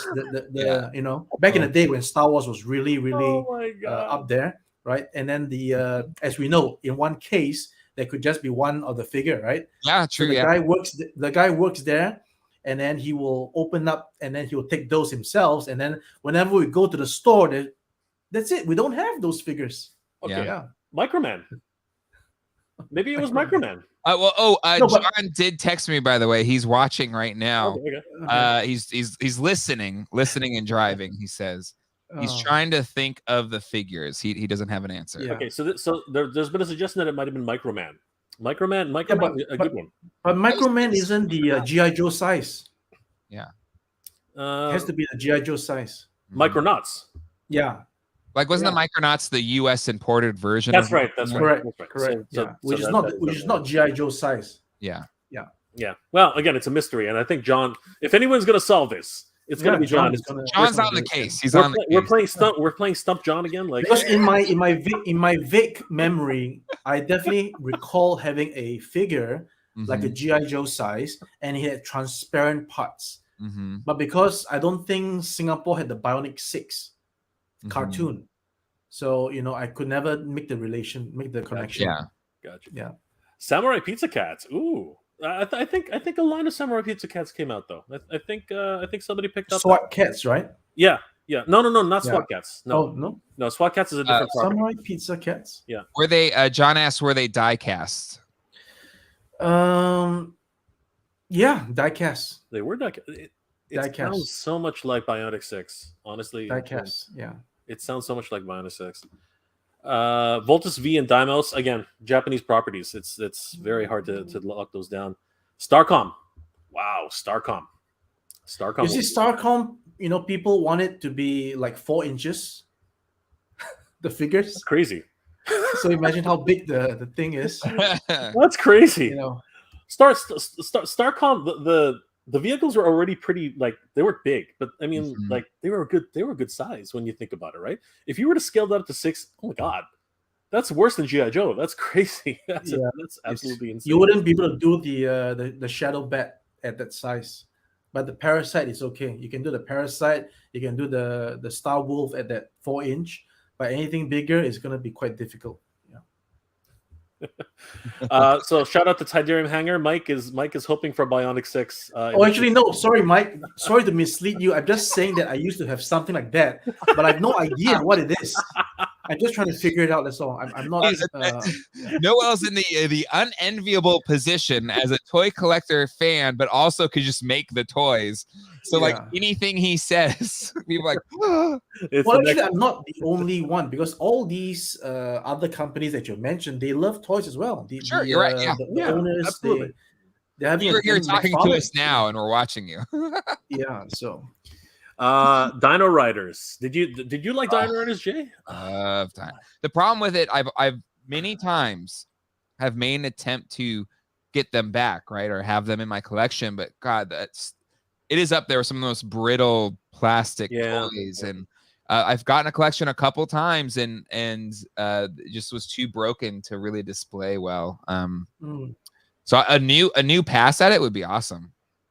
Oh, Singapore at Bionic Six. I must have been. According to Meow 007, Singapore did have Bionic Six. Okay, so that could be the thing, but I never watched it for sure. Now I do know that certain countries have different color variations, right? So I'm wondering maybe if you had a different, like maybe they were colored differently in Singapore, and maybe that's why you don't recognize them right off the bat. So that's a possible. Meow 007 says the cartoon was also in Singapore. Okay, that's interesting. Jayce and the Wheel Warrior. Here, you know what? Let me just share something here. Jayce and the Wheel Warrior toys. Who was Jayce? Where was Jayce? Like, they were generic. They were generic little dudes. Like, so generic. Yeah. It was like Diaclone. Seriously, they literally were like Diaclone figures. Like, honestly, and I don't think that. I think they made the cartoon way after they made the toys. I think it was definitely a chicken and the egg. But Master Universe did it better. I think. I did get an answer from John, or his best guess. Okay. He said it could have been something from Z Toys Xylomex Metal Man. They did have transparent visors and die-cast bodies. Wow. All right, that's a good. I guess we'll never know. That's a good. Well, we might. Yeah, just Google what that looks like, and does it like jog your memory? It takes you right back. That was it. Exactly. You'll see that picture, right? That one picture that you're like, that was it. That was the one I had. Exactly. They just transport, like in Ratatouille, where he takes the bite of the food, and he gets transported right back to when he was a kid. Yeah, Ratatouille. Oh my God, that was a good scene. Oh yeah, it's amazing. There's a poor little child. His mom. Yeah. The reviewer, he's such a miserable person, right? So. Yeah, but then it's like he's transported back and he remembers why he loves food. It was beautiful. Pixar, man, every time they make me cry. You know what? I avoided watching Ratatouille for the longest time. I was like, this looks stupid. And then when I finally watched it, I was like, my God, what have I been missing all my life? Like, this is crazy. We just watched Red Panda. Was it any good? Great. Oh, it was great. It was really good. It's freaking Toronto, man.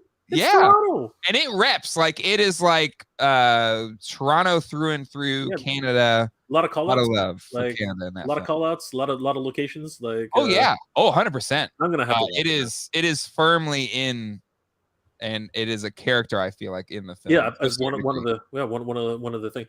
So Lee White says Sectaurs, which honestly I love Sectaurs when I was a kid. I didn't watch enough of the cartoon, but the toys.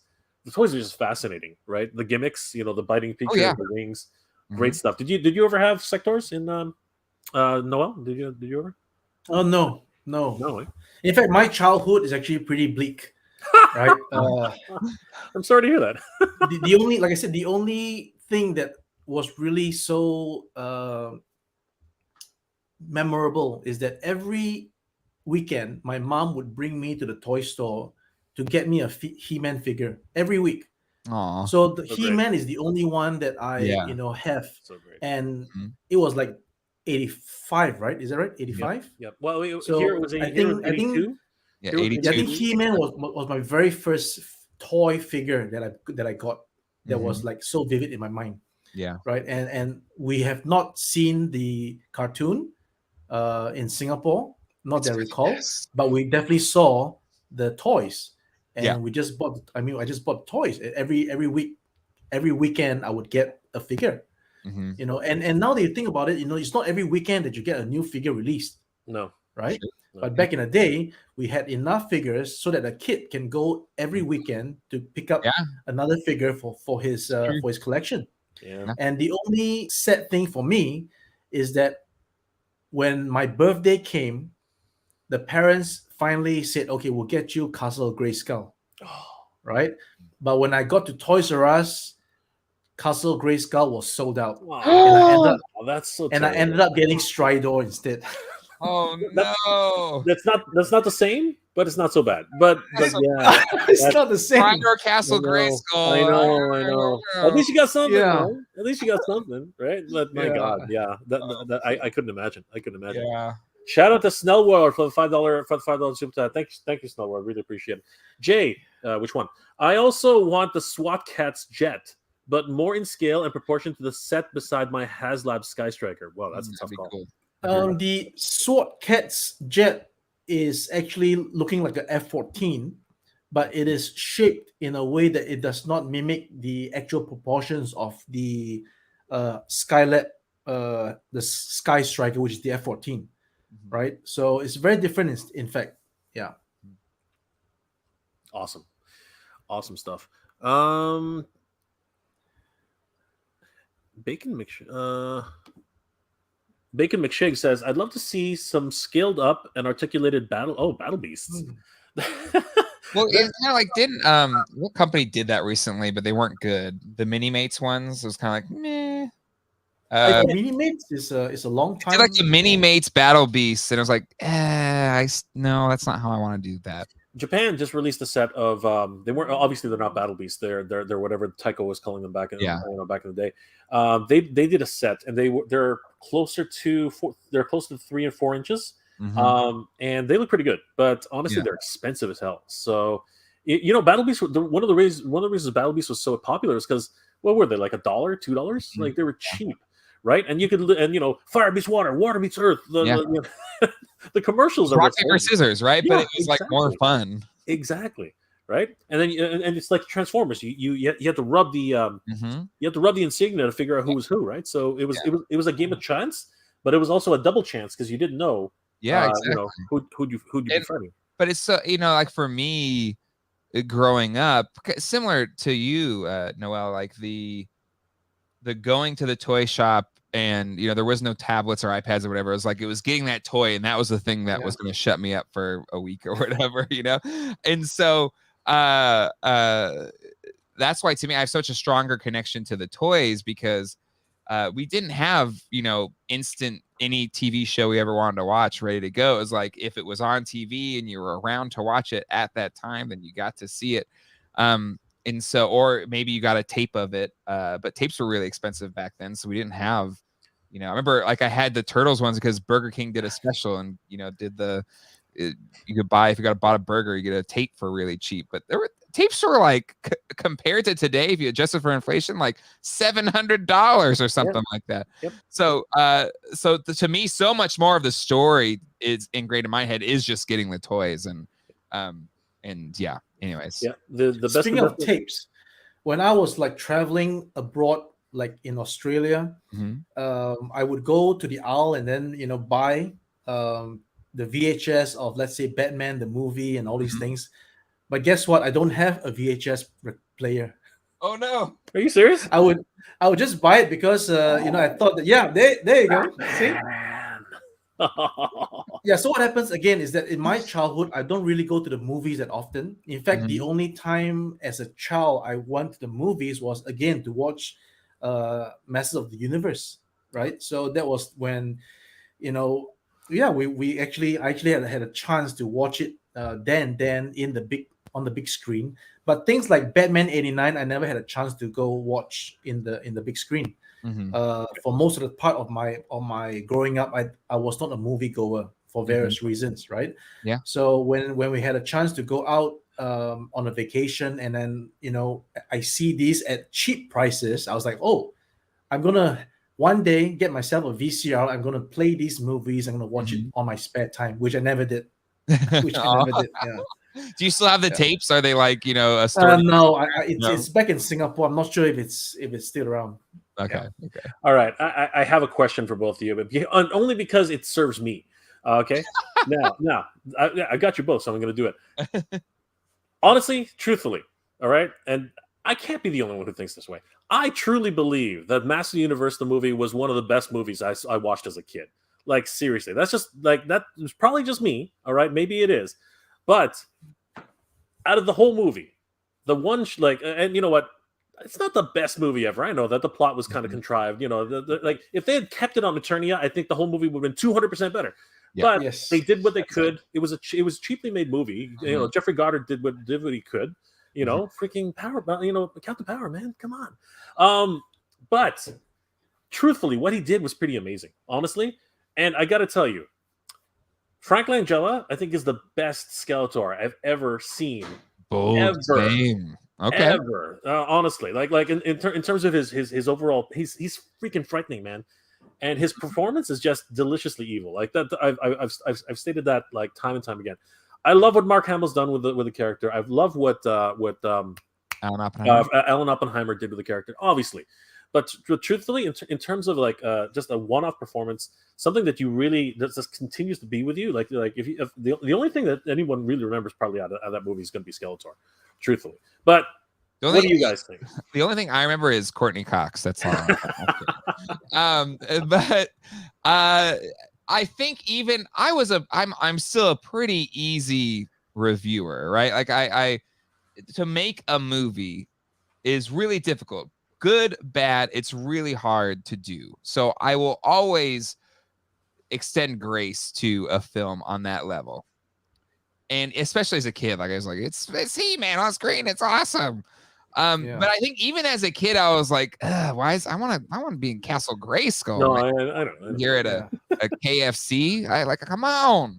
And so but I did like it. And I think it has a charm today. It has that kind of cult classic status that makes it watchable today. But there was that period from when I was a kid, I was like, it wasn't great, but it was fine, to like, you know, that teenage years or whatever, like, oh, it was awful. Yeah. Now it's like, you know what? It has its charm. And it wasn't that bad. It's fine. Like even the Burton Batman, there are people to this day who at certain times everyone's like, that was the worst Batman ever. I can't believe I watched that crap. I'm like, you guys don't know what you're talking about. You loved it. You still love it. You just don't want to. You just don't want to admit it. You loved it. It was the greatest Batman film ever. No, I don't know. When you watched it, what were your thoughts? Or do you the Masters movie? Yeah. The Masters movie for me as a kid. Again, this is as a kid. The first thing that struck out to me was like, those weren't the costumes that is like my toys. It's like, first of all, it's like, okay. And then second of all, it's like, why is it in a city? That's it. and what is that thing that Gwildor was holding? You know, it's not in the toys. I don't recognize it. That's all. Yeah, that's for me. Yeah. I mean, I enjoyed the movie, definitely. I enjoyed the movie as a kid. I'm bringing myself back in time. You know, when I was watching it, I definitely wasn't critiquing anything aside from what I just mentioned. Sure, yeah. That's all. Yeah. Let me tell you something. If Teela showed up in the movie the way she does in the cartoon, I think we rented the wrong He-Man film. I think what you could get away with a kid's cartoon in the 80s is you cannot get away with it today. It's impossible. No. It is literally impossible. Well, I just looked to McDonald's at the time, like the way McDonald's was marketed to kids, and it wouldn't fly today. But like, you know, we had action figures and stuff of people trying to sell us burgers and stuff like that. It's just like, and I think even to this day, my affection, or it's like this love-hate with McDonald's. Like, I don't want to go there because I want to live hopefully longer than my parents did, or grandparents or whatever, because it's so unhealthy. But we went there all the damn time to get chicken nuggets so we get our toys and all that kind of stuff. The cheapest item. And one more point, just before I lose this train of thought. I've had always been waiting for another remake of the movie. I think we all and I've always wanted in my mind to have Triple H play He-Man, but now he's too old. Yeah, so yeah. In the 80s, the only He-Man in my head, because I'm a Conan the Barbarian fan. I've been a Conan the Barbarian fan for all my life. What, Arnie? In my head canon, it's always been Arnold Schwarzenegger. No, I mean, there's stories going around that Arnold Schwarzenegger went to a kids show, a toy show, and he saw He-Man. And apparently he called his lawyer right away and said, "Is there any way I can sue for that?" There are rumors going around that that's actually what he did. I mean, Arnold was great as Conan, but I could never have seen him as He-Man. Yeah. His accent, no. But then Dolph Lundgren had to do a lot. Dolph Lundgren, he had to get he could it's amazing he actually got those lines out. Like honestly, True. like it was absolutely crazy. Looks like I'm not the only one. Ryan B. Jay agreed. The MOTU, love the MOTU movie. That was my He-Man as a kid. I remember renting it and being super excited. Thank you, Ryan. Thank you so much. Action figure capture photography. Agreed, Jay. Langella did a great plants. You've paid off these comments. The checks are in the mail, guys. You don't have to you don't have to worry. It's guaranteed. Not to put down the fact that those were real makeup on his face. Yeah. Right. Yeah. So he was really wearing that thing, and it's when I was a kid, the first thing that shocked me is like, how come I can see his eyes? That was the first thing as a kid. I was like, why am I seeing his eyes? But you know what? They gave him this presence, and he looks scarier actually with the. The Langella Skeletor is probably the scariest. 100%. I loved it. Yeah. And as a matter of fact, God Ravage, and again, I'm everybody. Your checks are in the mail. Meg Foster's Evelyn too. She killed it. Yeah, honestly. Again, I like the film. I don't want to come off as like a He-Man movie hater. I'm just saying. I'm just putting everybody on the spot here because of my own selfish tendencies here. This it's is your just for show. me. You can do whatever you want. This is our show, but this is just for me. This one's just for me. Scott Payne says, "I like the He-Man." See, I'm not alone. I am not alone. Okay, so Action Figure Photography says the budget for the MOTU movie was so low that they couldn't afford to do it in Eternia-based setting for the entire film. Yeah, actually, there's sense. There's actually a rumor, and I don't know how true this was, but if you have the DVDs, which I just happen to have, Jeffrey Goddard says that the set that they built for Castle Grayskull, the soundstage, it was like 3 sound stages long, and apparently it was at the time the most expensive set produced in Hollywood for a low budget film. It was ridiculous. So, and I can believe it. That set looked gorgeous. That set looked incredible, freaking amazing. Arnold, no way, not Mr. Free. Did anybody those cheesy lines in Batman and Robin? Oh my god! Oh my god! That's the one Batman film I have not revisited. That's the one I haven't. I dared to watch it one time with it was in a set. It came in a DVD set. Sure, anniversary set, and you had to watch it. I mean, we bought the damn thing, right? But did you though? I did, and I remember going through, and you know what, Poison Ivy, Bane. I was like, oh my god, well, it was Vader, right? It was Big Bad Vader under that suit, right? Like the breastplate. Yeah. I think it was him. And it was just I couldn't. I almost didn't make it. I got through it, but I almost did not make it. It was crazy. Michael, what are you doing, man? Holy crap! Thank you so much. What is with this guy, Michael? Thank you so much, my friend. What's going on? I'll pay to say I didn't like you, man. Everybody's entitled to his own opinion. He-Man on Ice was my jam. What the freak? Hey, listen. It was a great show. My mom was in the Ice Capade, so I can tell when it's a good choreographed skating routine. Oh my god! Did anybody go to the Jay? Did you go to the He-Man theatrical theatrical for the stage show? Did you go to the stage show? No. I always wanted to. Again, my mom worked for the Ice Capade. She was a skater. So we would usually do the Ice Capade shows. So I vividly remember going to some of those. I remember the Mario Brothers Ice Capade show. Really? But I do not think we did the He-Man one. Yeah. Michael, I love you, but you're wrong. They actually did a He-Man on Ice? Really? I don't know if they did. Did they? Oh. Probably did. I gotta look this up now. I'm gonna go ahead and say this is my show. I can say what I want. You're wrong, Mike. I love you, man. I love you, seriously. Snell World. My only problem, MOTU, is no battle cat. Oh yeah. But I think the producers probably think that this is not Star Wars. We can't afford a CG or some kind of. You know what though? Falcor, it would have been tough. Falcor, like building a Falcor. Like Falcor was huge, man. Like if you actually the Never-Ending Story. Falcor was just gigantic. Oh yeah. Like seriously, like how many puppeteers did that take? Like 5? Like it was freaking huge. Like was that Frank Oz? Oppenheimer was the voice of. Yeah. Alan Oppenheimer was the voice of Falcor. Was that Frank Oz or was it Jim Henson or was it both? It might have been both, I guess. Now that you mention it, the Never-Ending Story, the setting, the whole way it was directed, that would have been like a MOTU, right? The way, yeah, that would have been. It was Eternia. Fantasia was a stand-in for Eternia, and you know what? On that sense, but you know what? Here's the problem. Okay, so here's the problem with 80s kids movies. They always have to freaking connect it to Earth. What the hell, man? Like. It was probably some like executive note that had like no idea what like kids really wanted. It was like, well, you got to have it on Earth, otherwise Earth kids won't get it. Yeah, they won't get the connection. And the Never-Ending Story would have been like the telling of a story of a young He-Man, a young Prince Adam, as he became. Oh yeah, that'd be great. That'd be great. Let's see, its budget, since it was the most expensive film ever produced outside the U.S. was 25 to 27 million. Holy crap! Wow.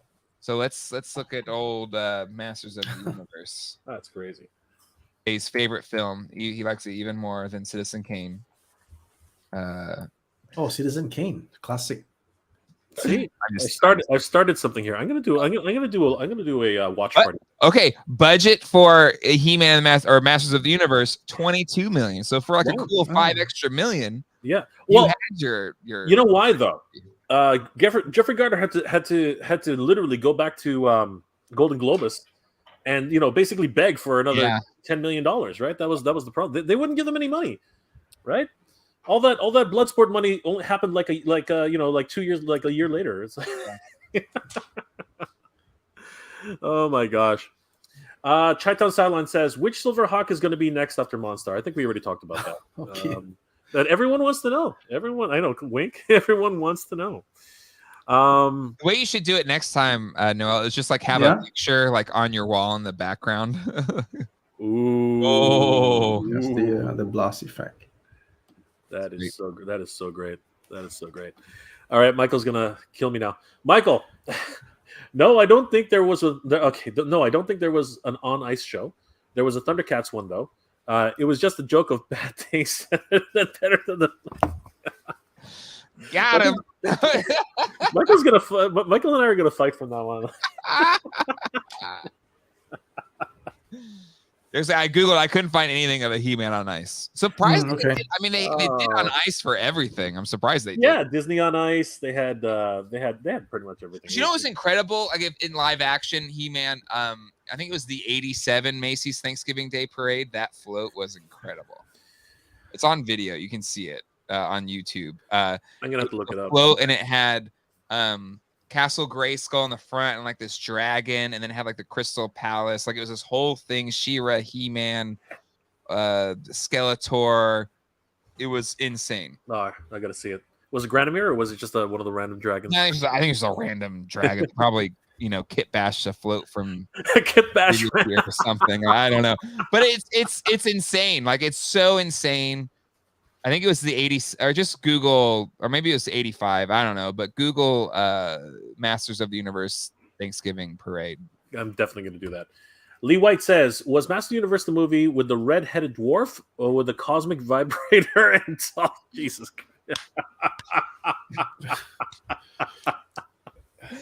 I mean, all right.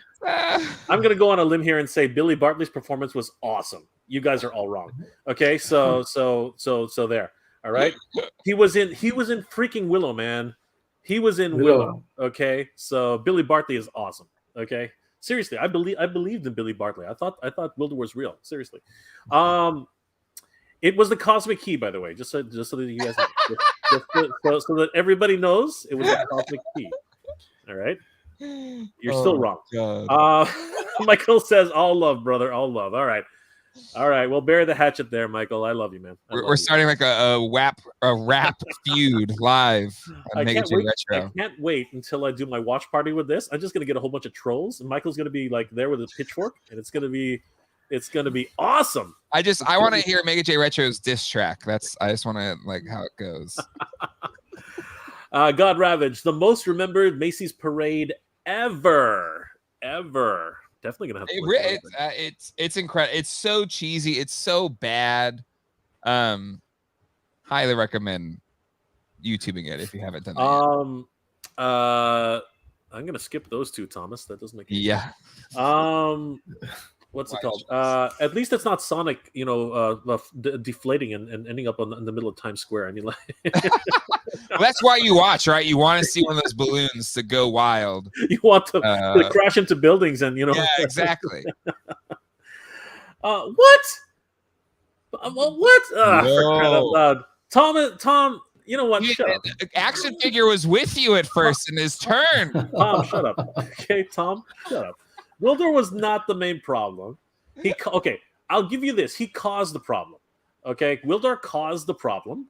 All right. If he hadn't built the Cosmic Keys to begin with, Castle Grayskull would not have fallen.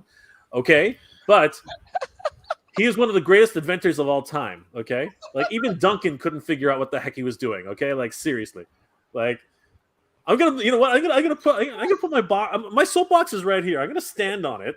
All right, and we're just gonna keep going. Like you guys have no idea what you started. Like seriously. The first merch for you is not gonna be Mega J Retro merch. It's gonna be Justice for Gwildor buttons.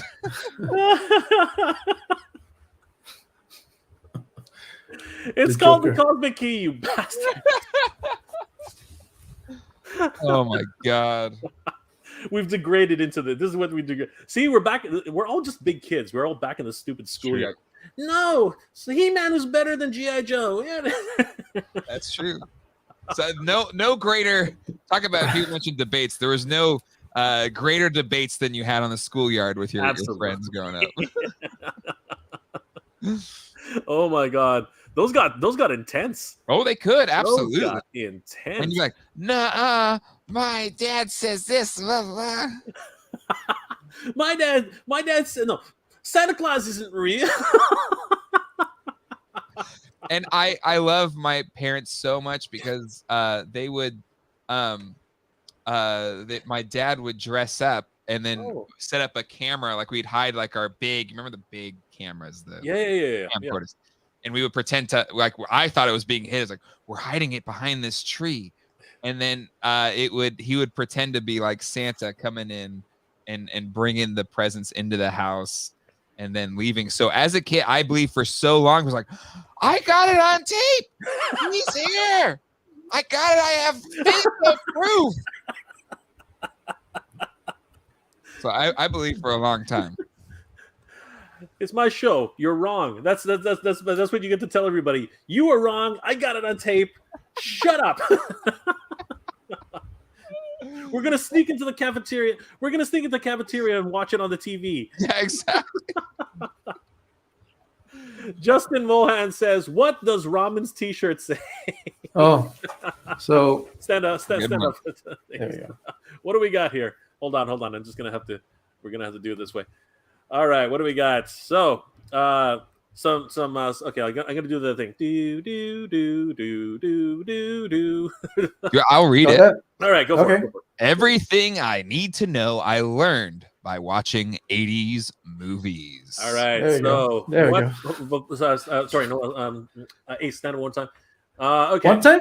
Stand up one more time. One more time? Yeah. Okay. All right. So, Top Gun. Yep. What's the next one? Raiders. Raiders. That's right. Raiders. Indiana Jones. Oh, okay. The skull on the top there. So that's Goonies. That's Goonies. Yep. Yeah. Weird Science. Yep. Weird Science. Was the 80s part? What was the 80s part? That's the science, isn't it? No, it's not. It's different. Yeah. Oh. What is that? Transformers? No. Wait a second. What is that? I'm getting stumped here. Oh no. Okay. Call a friend. What does John say? But it's 80s movies, right? What does John say? It has to be an 80s film that uses a digital. All these are 80s films. Yes, but like what 80s? Back to the Future. No, that's not. Is that right? No, I don't think so. That won't be Back to the Future. Had kind of like a yeah. It had a gradient on it. Well, Jay's not going to get the last one. The last one doesn't make any sense to anybody. No, that's the Back to the Future though. Yeah. All right, the 80s has stumped me. I don't know which one that is. It's something though. Undercats? No. You know what? Hold on. I'm gonna look up Weird Science logo. I guess I thought that was just how the science looked. That's what I'm looking at. Weird Science. Hey, where is it? Is it? It is the logo. It is Weird Science. Yeah, it is. Yeah, it is. Okay. Yeah. Mystery solved. Mystery solved. I was a huge fan of Oingo Boingo as a kid, and the fact that one of the members of Oingo Boingo is Danny Elfman, and then also some of the best scorers ever. Yeah. Wow. I did not know that. Yeah. Wow. That's crazy. Yeah. Okay. So hey, there's John. John. Yeah, there's John. Hey, John. Good to see you. Oh, hi, John. We're playing Stump John now again.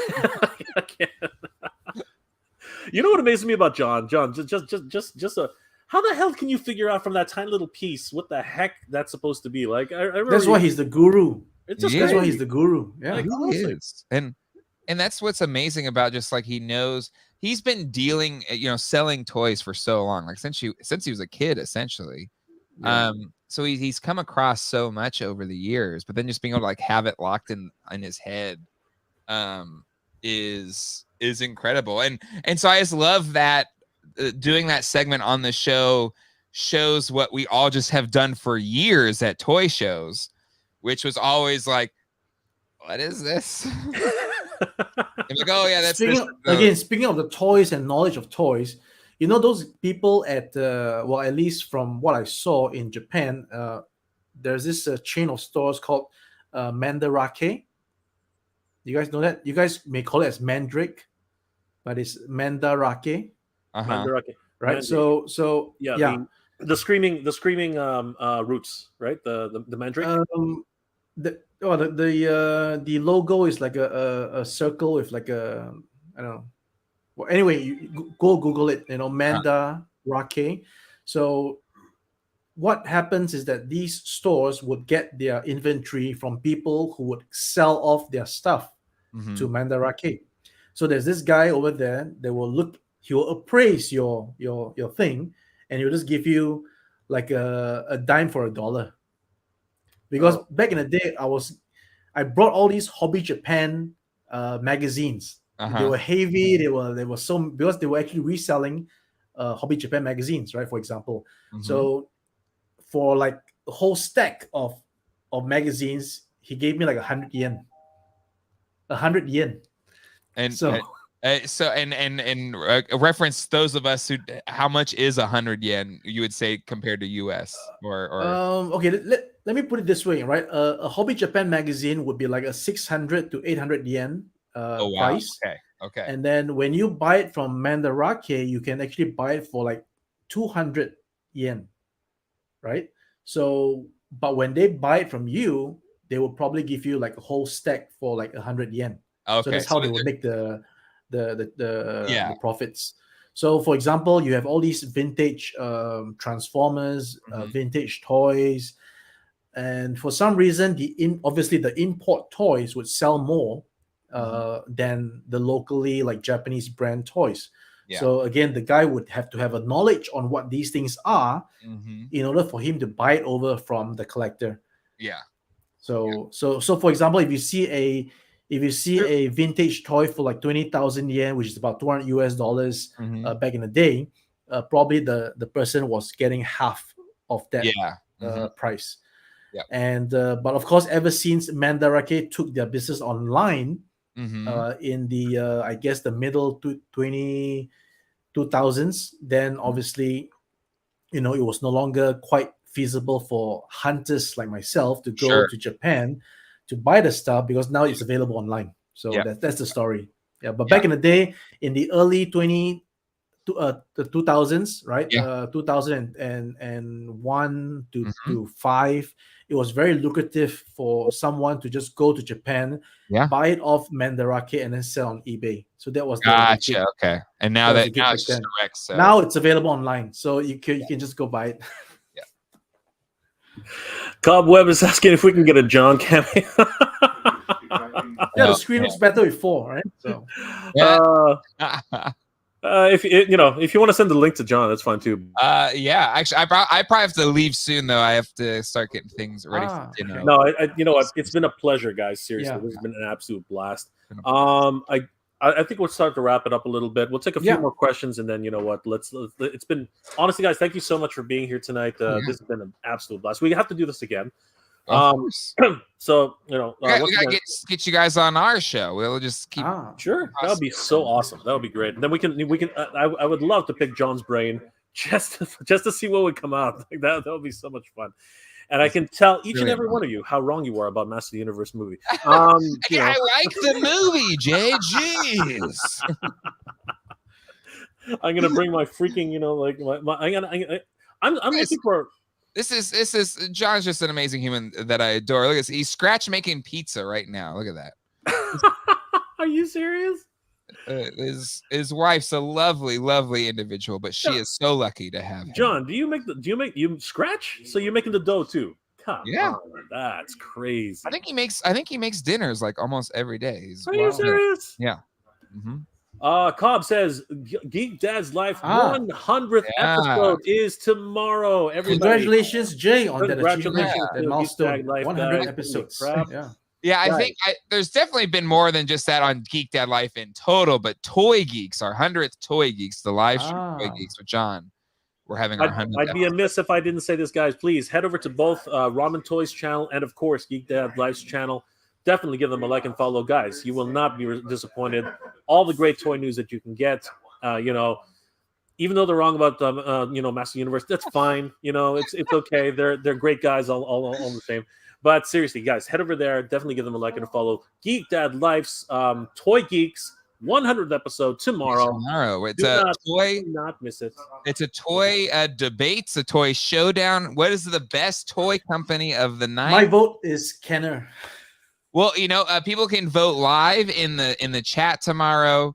Mega J and Noel, if you want to send in videos for tomorrow, because I've already got videos from Mad Hatter, Toy Shiz, Forlom to Zuckus. Got a video from Ryan Ting from Hasbro sent in something. So, like, if you all want to get on the action to let your voice be heard in the show tomorrow, let me know. Happy to have that ready. It'll be like a wrestling match. Other wrestlers will join in the ring and throw in what they think's the best. I will definitely be sending you something. Just so you, and you know what? Expect something.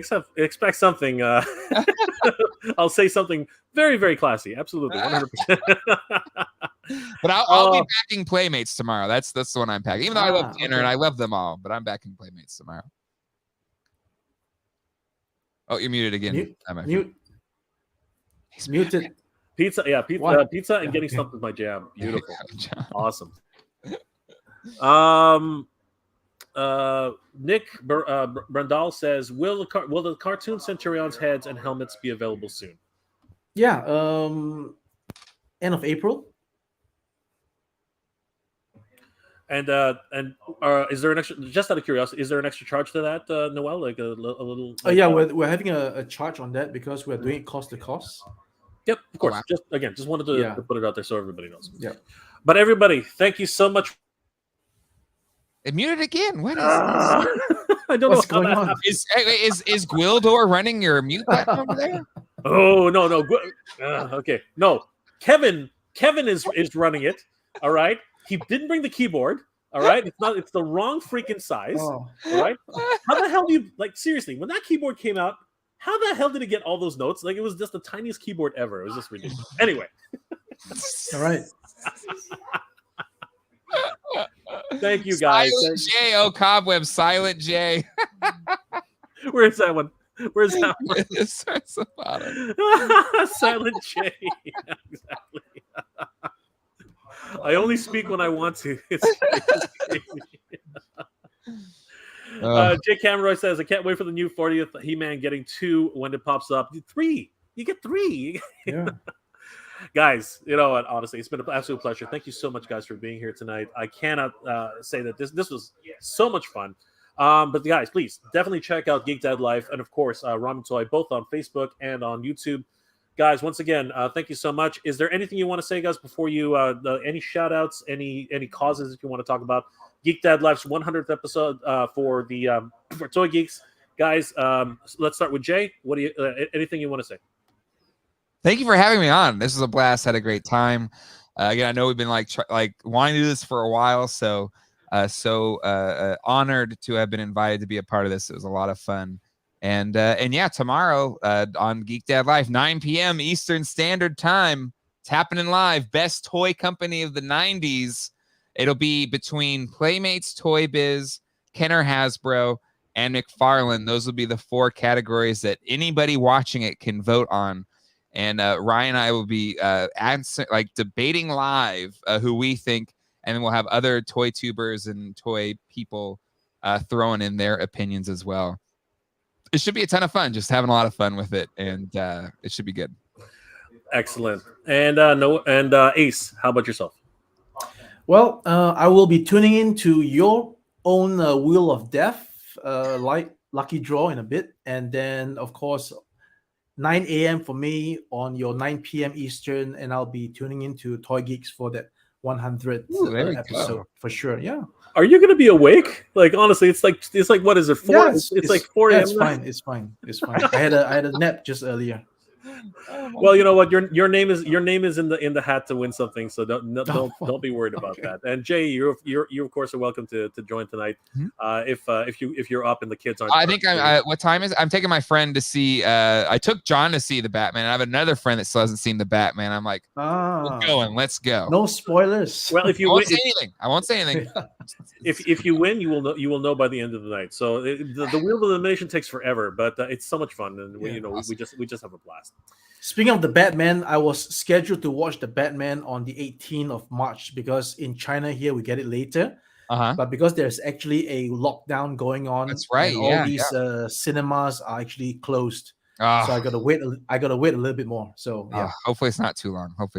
Yeah. Hopefully it'll work out for the best. Guys, I want to thank my special guests for being here this afternoon. This has been an absolute blast, another pleasure. Please, we will definitely. That's right. I hope that we can come together another time and do this again. I can tell each and every one of you how wrong you are about Master Universe. It's so great to have everybody here. It's my show. I can do what I want. But guys, thank you so much for being here, guys. Seriously, all kidding aside, this has been an absolute pleasure. I hope you guys are doing well and staying safe, everybody. So, guys, once again, Geek Dad Life, 100th episode of Toy Geeks. Yeah. Be there for the debate. Somebody's going to win. We're going to duke it out. And, of course, please check out Ramen Toy. Great stuff. Some wonderful teases we got today. Hopefully some of them will come true. And, guys. Can I just have people hit your like button yet? Yeah, smash the like button for this video. It should be like button right over there. Hit it. Thank you, Jay. Thank you so much. Yes, please like, comment, and subscribe to the channel if you can. But, of course, make sure to like and comment to everybody's channel here, guys. Once again, this has been an absolute pleasure. Everybody, I hope you're all doing well, staying safe. And as always, everybody, thank you very much for watching. Geek Proud.